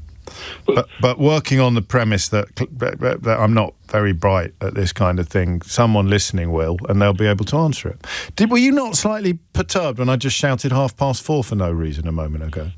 No, I was shivering in the corner waiting to see whether you'd pick me up or not. Why are you cold? Because 4:30 was sunset yesterday. Yeah. And I couldn't believe how early it was. And you get to summer, and if someone said to you, do you know the sunset's at 4:30 in winter in this country? And probably earlier now, because we've only just turned the clocks back. You'd go, don't be daft, it doesn't set at 4:30. Then you remember school, and actually sometimes you'd finish school and it would almost be dark already. So you'd actually think, no, it does actually. I was supposed to play tennis yesterday, and I booked a court for 5 o'clock. It was pitch black. Yeah. You don't sound very interested in my anecdotes, Bill. It just underlines what I'm saying. I'm 80, so I lived through the 3 years we had British Standard Time, and I thought that made much more sense. When was that then? During the war? 68 to 73. The Labour government brought it in, and then the Heath government in 71 did away with it. I had no idea. So why is it so... Not why do we do it, necessarily, why is it so lopsided? Yes, that's the question I'm asking. It's a great question, Bill. Thank you. When you said you were shivering, was that nerves or are you actually cold? No, that was nerves. Oh, thank goodness for that. Yeah. Right, let's help Bill out. Let's warm him up. Let's warm him up with a happy answer. Come on. Why is GMT so lopsided? Something about 70, 68, 73. I didn't understand that bit of it, but he's got a point, clearly. And you can put him out of his misery, metaphorically speaking. Ken's in Basingstoke. Ken, question or answer? Question, please. Carry on, Ken. Right, the scenario is you're cooking dinner. Hang on. I'm just getting into character. Okay, go on, what am I cooking? A dinner. Okay, a dinner, thank you. Meat, veg and potatoes. Oh, okay. Meat's ready, veg are ready. Potatoes are a bit hard. Oh, no. Well, yes, I've just put a fork in them and it won't go through nicely. So, you're right. Go on. So you look in the pan, it's boiling, so it's 100 degrees C. Yeah. If you turn the heat up, will they cook quicker since it's already at boiling point? No. All right, thank you. You're very well. I mean, you can't get hotter than boiling point with water. So why do you turn the heat up then, to make them boil more fiercely? Well, they don't boil more fiercely. If they're boiling more fiercely, they will cook quicker, but it's not at 100 degrees. So simmering or boiling? Oh, I'm losing confidence, Ken. I thought I had this one covered, but you're picking holes in my certainty. When you said boiling, I presumed you meant it was 100 degrees centigrade. Yeah, it's bubbling away. It can't go higher. No. So is it a waste of energy to turn the heat up? Well, not if you can see more bubbles. Because if it is bubbling more vigorously, then it wasn't at 100 degrees centigrade previously. No. Of course it is. If it's bubbling and it's already 100 degrees... I don't know if it is. Yeah, of course it is. If it's you're very dismissive, Ken, considering that you're the one that rang in with the mystery. OK. Well, I didn't mean to be rude. I just think that if it's not at boiling point when the first bubble appears, is it? Well, I think so, yes. Well, then it can't be 100 degrees centigrade, because then when more bubbles appear, it must be at 105 degrees centigrade, which is a physical impossibility for water. Well, quite. That's my point. I was looking at it and thinking it's already boiling, so does turning the heat up... Well, I think this is going to be about the definition of boiling, actually, because if it is genuinely boiling, if it's at 100 degrees centigrade, then I can say with some confidence, albeit I got an E in my O-level physics, I can say with some confidence that it can't get any hotter. OK. But if it's bubbling and not boiling, then turning it up would make it hotter, and therefore the potatoes would cook quicker. But you and I aren't quite sure when bubbling and boiling meet. OK, well, we'll see if somebody rings in with a good answer. Yeah, are you suggesting mine isn't a very good answer? I'm not convinced, put it that way. Nor am I. Ken takes some convincing. What do you reckon? I mean, I should know that, shouldn't I? We should both know that. He's older than me, I think. He should know that. He's been around longer. So you got GMT and you got potatoes. Kate's in Toronto. Kate, question or answer? Question, please. Carry on. I'm wondering why, when we know that genetic diversity in populations is really important, right? We can't make babies with our brothers and cousins without a lot of issues. Correct. Why is it that and also it's quite gross, but why is it... Well, especially brothers. That, oh, yes, horrible stuff. Why is it that colony insects can reproduce with the same queen, laying all the eggs, and then they're fertilized by ostensibly her brothers or sons, because they're fertilized by the drones in the colony that she's either laid eggs for or is the brother of? Why is that possible for colonies to survive and not have genetic issues? Why is there no... So the entire colony is siblings and or cousins, isn't it? That's right. Well, I mean, this is not my area of expertise, Kate. I don't know if that's going to come as a major surprise to you. But we don't know for sure that there are not. I mean, first of all, genetic problems in the scenarios you described involving cousins and siblings are very, very rare. Even though, the phenomenon is quite well documented. Royal families, for example, routinely married first cousins. I think Queen Victoria married her first cousin, and I don't know that any of their children had problems. If they did, it would be a relatively tiny proportion. So possibly they do in insect colonies. And we just don't notice. Go on then. I mean, fair, but I would argue, yes, you use the example of royal families, and for sure, for hundreds of years, they've all sort of interbred across Europe, as an example. But if I don't want to be vulgar. I don't want to be vulgar. But if let's say a bee was born with 12 wings, they'd probably just eat it. They'd probably just eat it in the hive, wouldn't they? They'd turn on it. And also, they're not mammals. Fair enough.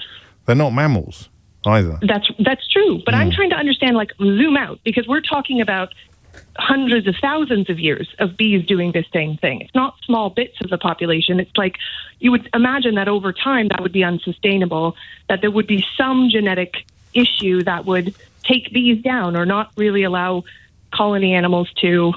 I don't know. I'm just curious because almost every other animal I can think of... But it's not an animal. I'm sorry to be pedantic, but that might be the answer to the question.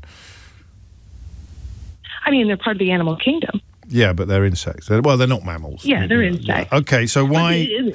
well, I mean, it's a two-parter, isn't it, unintentionally? Do you have genetic mutation in insect colonies? And if not, why not? Because there might be things that are a consequence of all the... Well, essentially, you're describing inbreeding, but that may not be a... I like this question, but it may not have a very interesting answer, is all I'm warning you in advance about.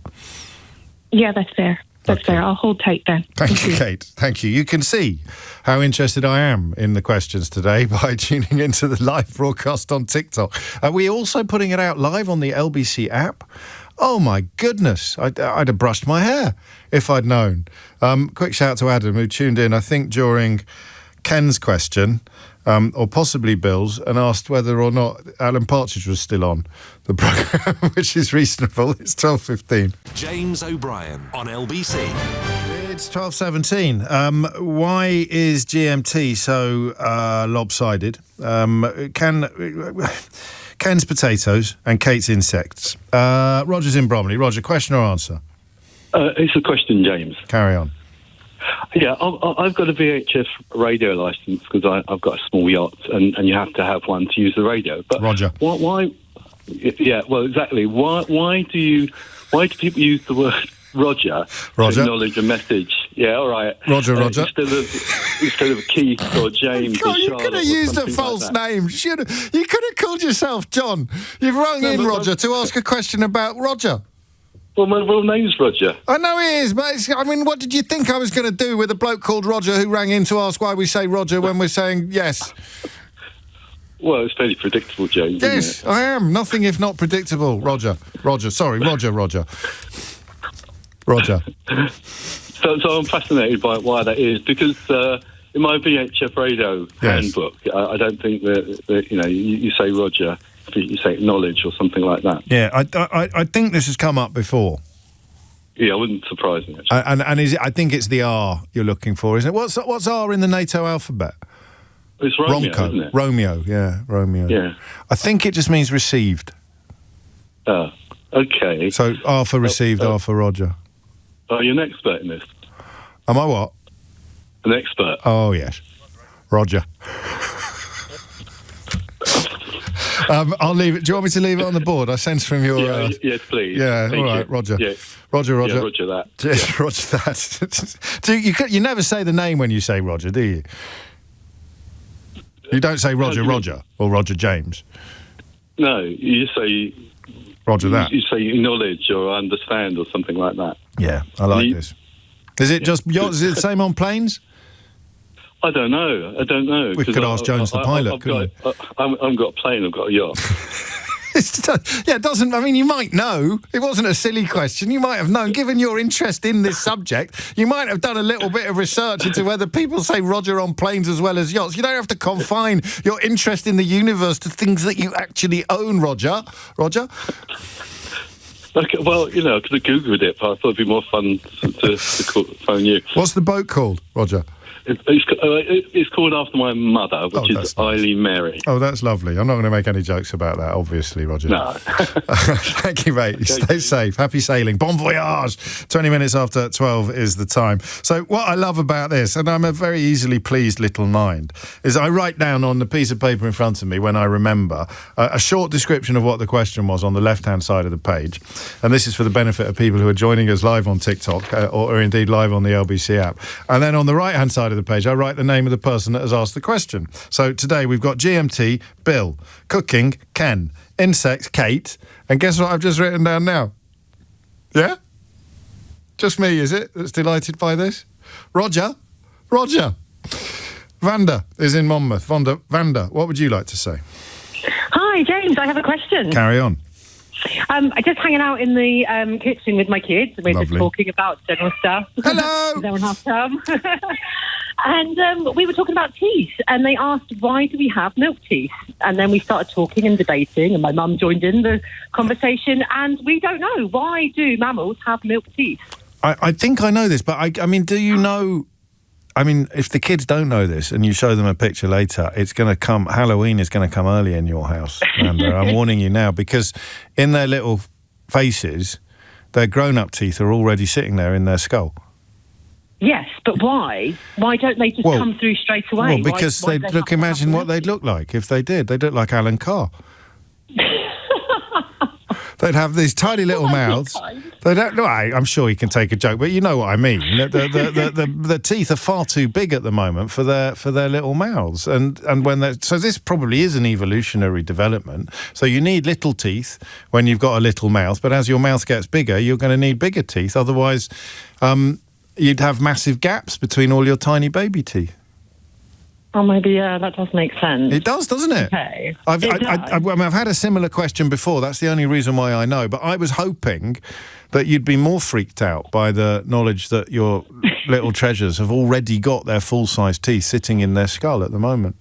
Because when you see, forgive me for being a little bit morbid, but it is Halloween tomorrow, I think. When you see a skull with the baby teeth and the adult teeth in place, it's one of the weirdest things you've ever seen. I know, I feel like I want to see a X-ray now. Yeah? No, you don't need an... Well, yeah, you can see it on the X-ray probably, but you can also see it... Yeah, do that. Google X-ray to show the kids. Don't Google skulls. Even though it is Halloween tomorrow. But that is the answer. So you have milk teeth when you've got a little mouth, and then as your mouth gets bigger, obviously, if you didn't have new teeth coming through, you'd look like a graveyard. Oh. You'd have like a tiny little tooth, and then a whole load of gum, and then a tiny little tooth, and then a whole load of gum, and then a tiny little tooth, and then a whole load of gum. I'm doing this visually for the benefit of when you go onto TikTok later and show the children, and therefore the big teeth come through, so you've got a full set of choppers. Oh, well, fantastic. Thank you very much, James. I think you deserve a round of applause. I couldn't agree more. Thank you very much. What are the children called? Let me shout a big hello to them. The eldest is called Zosha, and the youngest is called Ida. No, we lost the line a bit. Zosan and Ida. Take care and Ida. Zosan and Ida, happy Thursday. Happy Mystery Hour. 23 minutes after 12 is the time. Thank you. That was nice. Sally is in Stourbridge. So we're having a bit of a run on Stourbridge. Were you on last week? I was. Oh, you've snuck through. I've been listening to you for 9 years, Yes. significantly. And you've got I've spoken to you twice in 2 weeks. both in the same fortnight. There's something odd going on there, Sally. Well, I guess mystery hour, my level of intellect. Well, I mean, it can be a very high level of intellect on Mystery Hour. It depends on the question, which leads me to ask you, question or answer? It's a question, and it's something I just find a bit weird and perplexing. Yes. So, why is it that it only seems to be very posh people who have a speech impediment, particularly around the R's? It's just not true. No. Well, I don't know anyone with a speech impediment. I know loads of people. I'm a teacher. And every time I hear someone on the radio who's posh, they can't pronounce their R's. Well, that's simply not. There's lots of posh people on the radio who can pronounce their R's. Yes, I know. No, you're sorry. getting it the wrong way around. Roger? Why? Stop it. Why is it that there are more posh people with a speech impediment than people who aren't posh? And why haven't they fixed it? Okay, I mean, the central premise may be wrong. We may not actually, but I mean, Jonathan Ross isn't posh, for example. No, that is true. And he has precisely the speech impediment that you describe. But I think it might be P.G. Woodhouse's fault, or at least it might be the fault of the television, the Fry and Laurie version of P.G. Woodhouse, when the sort of Gussie Fink-Nottles and that lot all seem to have speech impediment. Have you noticed it with sometimes when you have experts or whatever, and you think, I can't listen to what you're saying. But you'd think that if we associate posh with wealth, you'd have thought that those parents would be more likely to employ a speech therapist to address exactly my point. Who is posh? Can you think of a posh person with a speech impediment? Well, now you ask me, I can't, but I know. It kind of undermines your question a bit, Sal. It does. Well, I was thinking of Rishi Sunak. It's after those people have gone to public schools, for instance, where you think they'd have had it beaten out of them, wouldn't they? Those were the days. Well, having attended a public school, I got beaten for pretty much everything else, but never for having a speech impediment, because I don't actually have one. I don't think your question, mate... Well, we'll find out. Are posh people more likely to have a speech impediment? Maybe it is just my perception, but my ears picked up, and I think, why haven't you fixed that, mate? Yeah, or posh people are more likely to be on the telly, and therefore, even though the representation is the same, you're more likely to encounter them. But if you've been a teacher and you've never come across it in the classroom, it could be linked to Kate's question. It could all be down to the inbreeding. It's 26. Release Roger. It's 26 minutes after 12. I think Mike Tyson has a speech impediment, and I mean, I'd call him whatever he wanted me to call him if he was in the room now. If he wants to be called posh, I'll call him posh. But I don't think many people would objectively, without fear of repercussions, call him posh. Sally, thank you. Elliot's in Wakefield. Elliot, question or answer? Yeah, it's an answer. Carry on, Elliot. It's about the potatoes. Yeah, go on. You sound like you're ringing the complaint line at Sainsbury's. It's finally another use for the physics that I teach at school. So I'll be able to explain to my students that there's actually a different application to this. However, in previous exams, they do seem to talk about potatoes in boiling water an awful lot. So here we are. So, we'll focus on the liquid. So when you heat up a liquid, you add energy into that system, you are making the particles vibrate more, and we determine that as an increase in temperature. Yes. Right. Once the liquid gets to the boiling point, you can still add energy into the system. At that point, what you're doing is the energy, instead of increasing the temperature of the water, is increasing the distance between the particles, or what we call the potential energy, instead of the kinetic energy, the movement of the particles. Okay. So the energy you're putting into the system then is not increasing the temperature of the water, it's changing the state of the liquid water into a gas. So when you are turning so it's the not hob going up, to cook any quicker. Correct, yeah. Right. So when you're turning the hob up, all you're doing is increasing the rate in which your liquid is turning into a gas. you're not increasing the temperature of the water because it's already at 100 degrees Celsius. Wow, that's one of my favourite answers in a long time, actually, because it popped all the bubbles, if you like, that floated up while Ken was asking the question. And when is boiling point achieved? It's not when the first bubble. If you were to predict boiling point solely by looking at the water, at what point would you press the button? But like a lot of things, there's a normal distribution of temperatures. So the whole pan, if we assume a pan, a rolling boil. When the whole pan hits a rolling boil, you're at 100 degrees centigrade. But if you turn it up, then it will actually have an effect, but not on the temperature. Yeah, the first part is called the specific heat capacity of the water. It's specific to each individual substance. And then the change of state part is the specific latent heat of the water, and your GCSE student going into exams at the end of this year should hopefully know that. Very neatly explained. Qualifications, I know you've told us, but for the tape. Well, teach science. That'll do. I mentioned earlier that I got an E in O-level physics, Elliot. Yeah. If I'd had you as a teacher, I like to think I might have got a D. That's very kind of you. Is it? It's 12:30. Round of applause for Elliot. Thank you. We need more questions, apparently, but although the board is full, so we'll get rid of some of the rubbish, and then you can ring in and get yourself on the board with a new question. Although we still need quite a lot of answers. Simon Conway, meanwhile, has your headlines. James O'Brien on LBC. It's 33 minutes after 12. If you're enjoying this on TikTok, don't forget to double tap the screen and like. Yeah? Is that what it's called? Yeah? Nice one. Hashtag Misties. No? As in mystery F? No? Okay. Steve's in Basildon. Steve, question or answer? Good afternoon, James. It's an answer for you. Oh, marvellous. Hopefully. And I hope I can make it clear enough. It's the Roger answer. Marvellous. I can't remember. Can you remember the name of the bloke who asked that question? I think it was Roger, or it could have been Roger. That's the fella. Carry on. It goes back to the very early days of Morse code.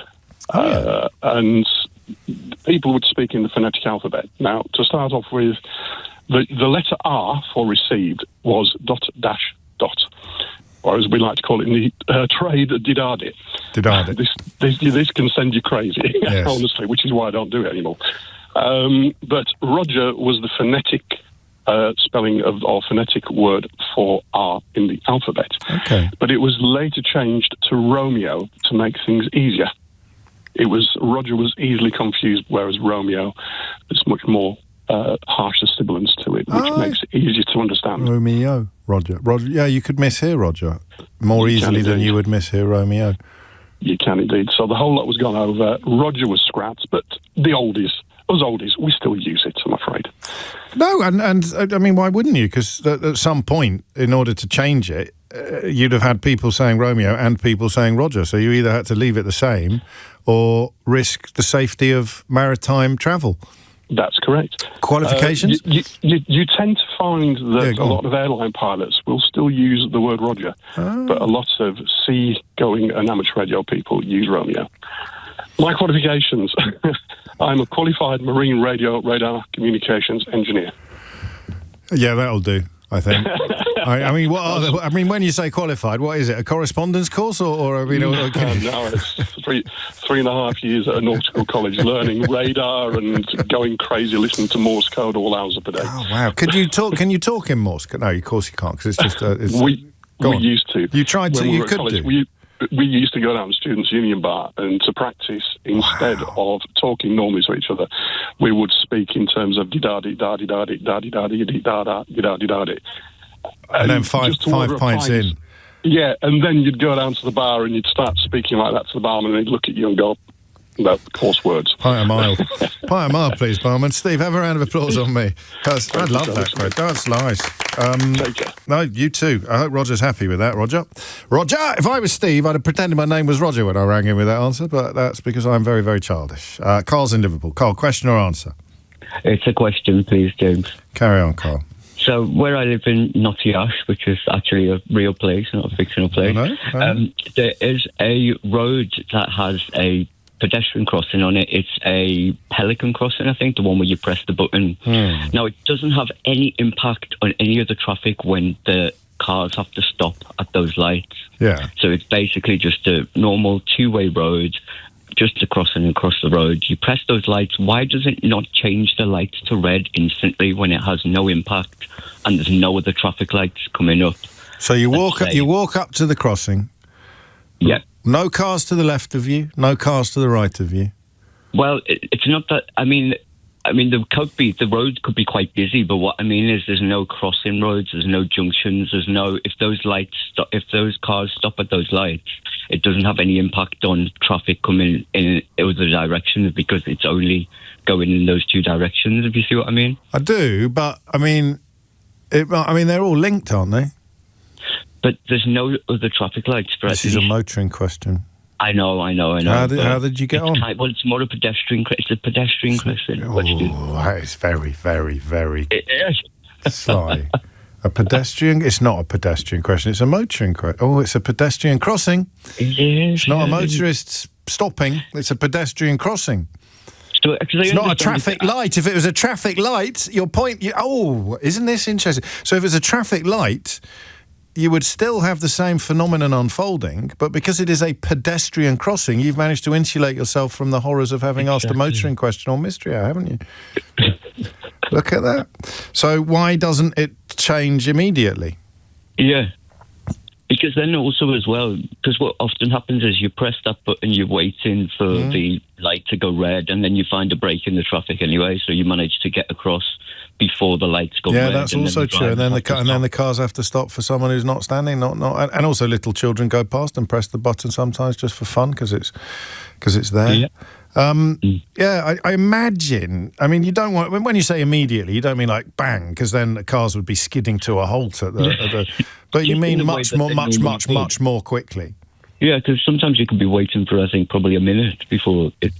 Okay. changes. Yeah. I mean, you're lucky actually that isn't a motoring question, and it's only on a very, very, very tight technicality that it's not a motoring question, but it's on the board. Thank you, Carl. 12:38 is the time. Melissa is in Edinburgh. Melissa, question or answer? Question, please, James. Carry on. Why, when some people see something really cute, do we want to squeeze it or like bite it or just be really aggressive towards it, and other people don't have that impulse? That's so. Do you know what someone showed me? I mentioned it the other day when Prunella Scales passed, actually, because her long marriage to Timothy West, who we lost last year, was such a paragon of romance. And that morning, someone had sent me. Oh, go on then. It was my wife had sent me a picture of sea otters who hold each other in the sea so that they don't float away. And you've not seen. I mean, and you're exactly right. There's a clenching, isn't there? Yeah. I think it's called cuteness. So I think it's called cuteness aggression. I think it's got a name. Is that a thing? Is it called cuteness aggression? Yeah, apparently it's got a name. But some people have that impulse, like I do, when we see our baby. But my husband doesn't, and he thinks I'm crazy. So what is that all about? What is cuteness aggression, and why do we do it? Well, we know what it is, but why do some of us have it? Yeah. What is going on there when the cuteness aggression kicks in? I think I have it. I don't hope that. I think I do. I mean, you grab someone's little cheeks, don't you? Go your little cheeks like that. That's cuteness aggression as well. I think this is squeezy. Okay, you're on. I like it. How's the baby? She's 5 months old. She's just on my lap just now, and I can't. It's very hard not to squeeze her. Well, be careful. It's 22 on. Thank you, Melissa. Cuteness aggression. I don't think we've had this before. That's a lovely question. What's going on when among those of us who suffer from, if that's the right verb to use, cuteness aggression? Jonathan's in Malta. Jonathan, question or answer? It's an answer, James, please. A bit of a supplementary to Elliot's answer on the boiling potatoes question. Steward's inquiry, or just a supplementary? I don't like to say it. Okay. So Elliot was 95% right. His scientific explanation was perfect. I'm an engineer, a chemical engineer, rather than a scientist. I'd just like to add one thing. I'd just like to challenge his position at the end, where he said the potatoes wouldn't cook any quicker. Oh. Absolutely correct. The water stays at 100 degrees regardless of how fast it's boiling. But when you turn the heat up, the water boils more vigorously. So it creates much more turbulence in the water, and that increases the rate of heat transfer into the potatoes or rice or spaghetti or whatever you've got in the pan. So it does. It's a secondary effect, but probably, and I also But know they're this, already hot. There's no more heat to transfer into them if they've been in the boiling water for 5 minutes. Yeah, but that's because all of the potato hasn't reached a temperature where it's fully cooked, and that temperature is coming from sitting in the boiling water. So thinking of potatoes or, let's say, spaghetti, for example, that you might cook for 10 minutes. If you have a vigorous boil, it might make 30 seconds difference to the cooking, just a bit quicker. No, I recognise that temperature. from my own culinary adventures. Yeah. So just a little addition, which actually changes the fundamental answer to the question. But I like it. And in fact, you're both right, but you're bringing your different areas of expertise to the same table, which is what Mystery Hour is all about. Qualifications, I know you told us, but tell us again. I'm a chemical engineer, and also I cook a lot. Round of applause for our chemical engineer cook, Jonathan. What are you cooking tonight? Thanks, James. What are you cooking tonight? I'm actually on a choir tour in Malta, so I'll be eating in a restaurant. Oh, very smart. Somewhere, yeah. I do know. You can tell from your voice that you've got a good singing voice. You've got a you've got a nice timbre, haven't you? You've got a nice resonance. I'm a bottom bass, actually. So enough about your private life, mate. I was talking about your singing. It's 12:42. You're listening to James O'Brien on LBC. Max is in Sudbury. Max, question or answer? It's an answer, James. Carry on. To the insect colony question? I think we may have had the cuteness aggression question before from the number of people telling me that we have. I've explained many times in the past that my memory is not what it used to be. But well, there we go. Anyway, on you go with the colony, with the insects. Okay, so I'm going to take it from the perspective of honeybees.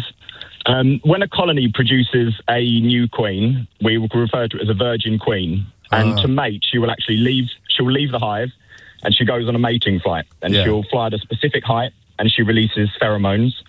And they're hopefully going to attract drones, the males, from other colonies.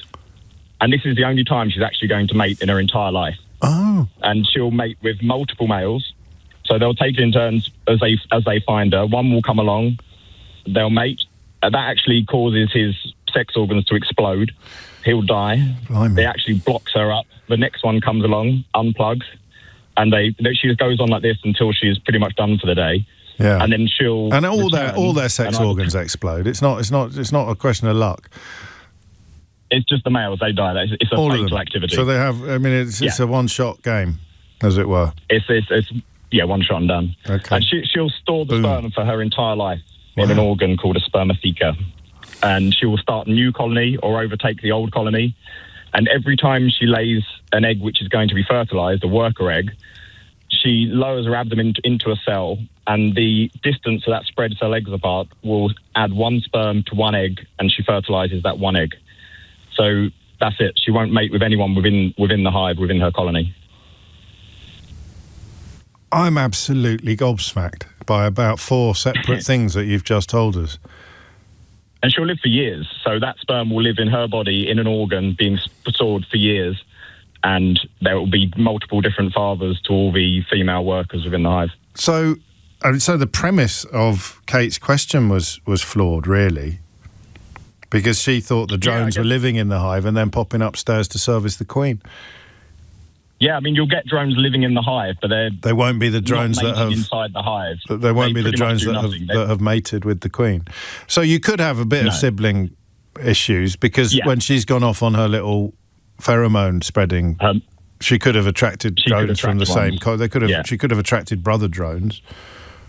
Yeah, 100%. But wow. So that's just a numbers game, basically. Yeah. And do we know whether there are genetic mutations? There must be. There must be some bees that are born with mutations, with issues. Yeah, I suppose it can happen, especially with beekeepers now. A lot of it will be selective breeding as well, and you can get really angry queens and you can get happy queens, and their pheromones will dictate the kind of temperament of the entire hive. So you can be like, okay, that one's really angry, I'm going to re-queen it. Really? What do they get angry about? I mean, to be fair, you've given us a few pointers, but that would leave every queen angry, not just that one. I'd have thought the drone would be angrier, but it's too late by the time he realises his sex organs have blown up for him to express an opinion. Well, thankfully, the drones actually can't sting. The male honeybees can't sting at all. they're pretty useless. But if you've got several beehives, you'll notice one is an aggressive one. You go near it and everyone's aggy, and another one you can just do what you want with it. It's really quite Is that right? Isn't that fascinating? I think I've worked out, but I have to ask you anyway. What are your qualifications? I'm a freelance ecologist and beekeeper. How many hives do you keep? Got about 12. A bit of a delay on the line. I love that. Thank you. I'm absolutely fascinated by that. I don't know why. You've kind of robbed me of the power of rational thought. I'm just marvelling. At least for I've already said that. Just to prove my point. Have a round of applause. Yeah. Thank you. Great stuff, Max. Cheers, James. Special message for Kate in Toronto, who asked that question. Kate, those were not the drones you were looking for. James O'Brien on LBC. It's 12:49, and you're listening to James O'Brien on LBC. Sally's question: why? Well, are posh people more likely to have speech impediments? And if so, why? I don't know that we're going to get anywhere with that. Carl wants to know why the pedestrian crossing light doesn't change quicker after you've pressed the button. Shall I tell you why we don't do motoring questions? And he only got off on a technicality because it's a pedestrian crossing as opposed to a traffic light. I've got half a dozen messages now berating Carl for being one of those people that doesn't wait for the light to change before he presses the button, but who will press the button and then there'll be a gap in the traffic, so he'll nip over, but the button has already been pressed. That is a really silly thing to get cross about, because even if he waited, you would still have to stop. So this is why I hate motoring questions, because you drag me into your pathetic universe. You would still have to stop, right? Whether he's standing there or not. So he gets to the thing, and there's cars going past, zoom, zoom, zoom, and he presses the button, and the car zoom, zoom, zoom. Oh, and then the cars stop a bit, but the lights haven't changed, so he crosses the road. And then the light changes just as you're approaching it, so you then have to stop, even though there's no one there to cross the road. But if he had waited for the light to change, like you're saying he should have done, you would still have to... It makes no difference whatsoever to your life. You're just irritated by it because you can't... Yeah, so that's why I hate motoring questions. Because of you. Neil's in Athlone in Ireland. Neil, question or answer? James, I've got a question for you. Yeah. Just something that's always bothered me. All the greatest British English guitar players, Peter Green, Brian May, Eric Clapton, Jimmy Page, Jeff Beck, they were all born within 20 miles of each other. Shut up. And yeah, and I thought Jimmy Page was American. To 1946. Yeah, so they're all from that one region, and I don't know why. Was there something in the water, or was there somebody really good at teaching in that area? Why did I think Jimmy Page was American? I don't know. Have I gone mad? Possibly. No, of course Roger. it's not. I'm thinking of someone else, aren't I? Roger. Oh, yeah, no, okay. I am going mad. He wasn't from my neck of the woods, like John Bonham and Robert Plant were. So in my mind, I've concluded that he must have been from America because he wasn't from Kidderminster. Peter Green was from Bethnal Green. Yeah. Brian May's from Hampton. Eric Clapton's from Ripley. Jimmy Page is from Heston. And Jeff Beck is from Wallington. If you get an answer to this question, I'll give you the money myself. But it's an absolutely fascinating little nugget, isn't it? Yeah, Heston. Jimmy Page was from Heston, just up the road from me. Yeah. Why might it have been? Does it fit with? No, because that book. So their age. They're a very similar age, so that is easy to understand why, because it's about influences. And who was the book by? Was it Lonnie Donegan? Yeah. Who wrote? No, not Lonnie Donegan. Someone wrote a book. Bert someone. A lot of people start... Who? Bert Jansch. Was it? Yeah. Guy who wrote the book that lots of people started playing the guitar with. Yeah. So was there a bookshop there that had that book and they all borrowed it? I don't know. Keith Richards was from very close as well. He was from Dartford, so he wasn't a million This miles wouldn't away. work as a question unless it was such an extraordinary aligning of guitar hero planets on this one little plot of land. Because there are other great guitarists, but you've named arguably the greatest. I think so, and something to be very proud of, obviously, if you're over there. But it's like there's so many great musicians in Ireland, but there's in Donegal, they're in Dublin, they're in Derry, But that small one spot... Bert Weedon. Bert Whedon, you're right. That's Wasn't the Bert fella. Dodge. He was a jazz guy. Yeah, Bert Whedon. I don't. I mean, like I say, if anyone can answer this question, Neil, I don't know what I'll do. I'll give you half of my overnight oats as a present. But thanks for bringing it to our attention. I'll give you a little treat in return. But there's a Brian May episode of Full Disclosure in the archive if you've not listened to it. It's a really lovely interview. I talked to him once about fox hunting. He's a really great advocate. Big animal rights we had man. a great conversation. Yeah, he's a great guy. He's a lovely fella, a really lovely fella. It's a nice interview as well. 12:54 is the time. Ryan's on the Wirral. Ryan, question or answer? It's an answer. Carry on. It's an answer to the lady asking about the cuteness aggression. Oh, yes. My granddad's a psychiatric nurse, or was before he retired. Okay. And basically, it's 3 chemicals in the brain that we have a massive overload of. Some people have more than others, right? Which is why a husband doesn't get it so much. But it's dopamine, oxytocin off the top of my head, and I can't remember the name of them. Don't worry about it. Vasopressin, I think it's called. And that is. It actually just provides a physical response to something because we're not processing the emotional reality of it. So we just sort of go, you're so cute. The brain physically can't comprehend why we're finding it so cute because you've had a massive overload of the chemicals. And that is all about how much chemicals you produce. So that would perfectly explain why some people have it and some people don't, and why people have different degrees of it. Some people probably spend their whole lives going around squeezing cheeks, metaphorically speaking. There's a minor link as well. There was I forget who did the study, but there's a study on it where they think that obviously everybody's got one singular trait of autism, and they think that could be one of them as well within people. Oh wow, that's absolutely fascinating. I know you told us, but I'll ask you again. Qualifications? My grandfather was a psychiatric nurse. That'll do nicely. Thank you, Ryan. Round of applause. No, pleasure. Thank you. Oh, I love that. I think is there a word for it as well? I think there was a word for it. Although Mustafa sent me a message telling me there's a Punjabi word for it. And I saw his message and I thought, I can't, there's no way I'm reading that out. Shall I tell you a secret? If you ever want to get a radio presenter into trouble, then what you do, you pick a moment like this and you say, actually, James, there is a Punjabi word for aggressive cuteness. It is, and then you insert a word that actually means something really, really rude. So, no, I shouldn't have told you that, should I? Let's keep that one under wraps. Paul's in Worcester Park. Paul, question or answer? Oh, got an answer. You take your 3. Come on, right, yes, James, you must have heard of the old Fraser novels, haven't you? Yes, George MacDonald Fraser novels about Flashman. Yeah, I love them, actually. Yes. Well, he mentions about the lisp and the pronouncing of the R in that. Does he? Yes, he does. It's a late Georgian, early Victorian affectation purposely done by the aristocracy, mainly by army officers, to basically just say that they're part of one club.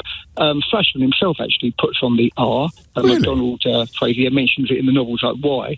And I'd never heard the bit about the passive-aggressive thing I think you just mentioned there. That would probably explain maybe why more army officers did it than anyone else. Yeah, but that's affected. And the question's about, I mean, how does it then end up getting handed down? I'm not really sure if it does end up getting handed down sure so much. Either. But we associate it with poshness. You can do. I mean, I've got a lisp, and I was always told that apparently if you're not breastfed, you have a lisp. I don't know whether that's true or not. Well, were you breastfed? I don't know. Like you, I was adopted, so I don't know. But it is something I've heard that people who weren't breastfed tend to have a lisp. I've never heard that before. About that. I can't even hear your lisp. Oh, can't you? Normally, I get the mix taken out of me quite a lot. I'm sorry, quite a lot that. for it. That's I know. I can live with it. But and I've read in social history as well that it was an affectation. It was purposely put on.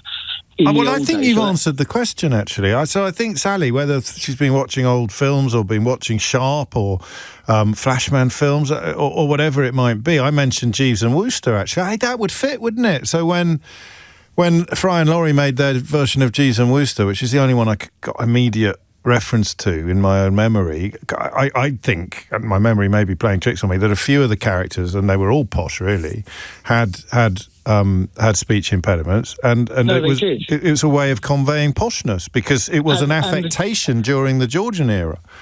Yes, and the charge of the Light Brigade. I think the guy there, the actual colonel, when he goes on about the brown bottle, I think he has the R. He has the R bit in his language, but it was, from my understanding from Fraser, it was more an affectation of the military, of officers with the military, because it was a sort of understated. Yeah, but the officer class though, not the squaddies, would it? It'd be the officer class. No, not the squaddies. The officer class. It was sort of understated masculinity. It's almost like I can afford to sound a bit feminine because I am so masculine. Because I'm so tough. Because I'm so tough. I love that. Yeah, so that's my understanding anyway. Did you ever read the Flashman novels? Yeah, I did. I think I've read all of them. What I like about those that kind is that you learn a lot of history even while you're basically reading a rollicking comedy thriller, aren't you? But you learn loads of history as well. Yes, he was so good. Qualifications? Read a lot of George MacDonald Fraser? I like reading a lot of social history. I just like reading, and I'm quite interested in military history as well. Brilliant stuff. Thank you, Paul. Have a round of applause on me. No, thank you very much. That is it from me for another day. If you missed any of today's show, hang on a minute. If you want to watch the interview that Andrew Marr did with Richard Taylor as a sort of counterpiece to my interview earlier with Steve Coogan, you can watch it on YouTube, apparently. James O'Brien on LBC.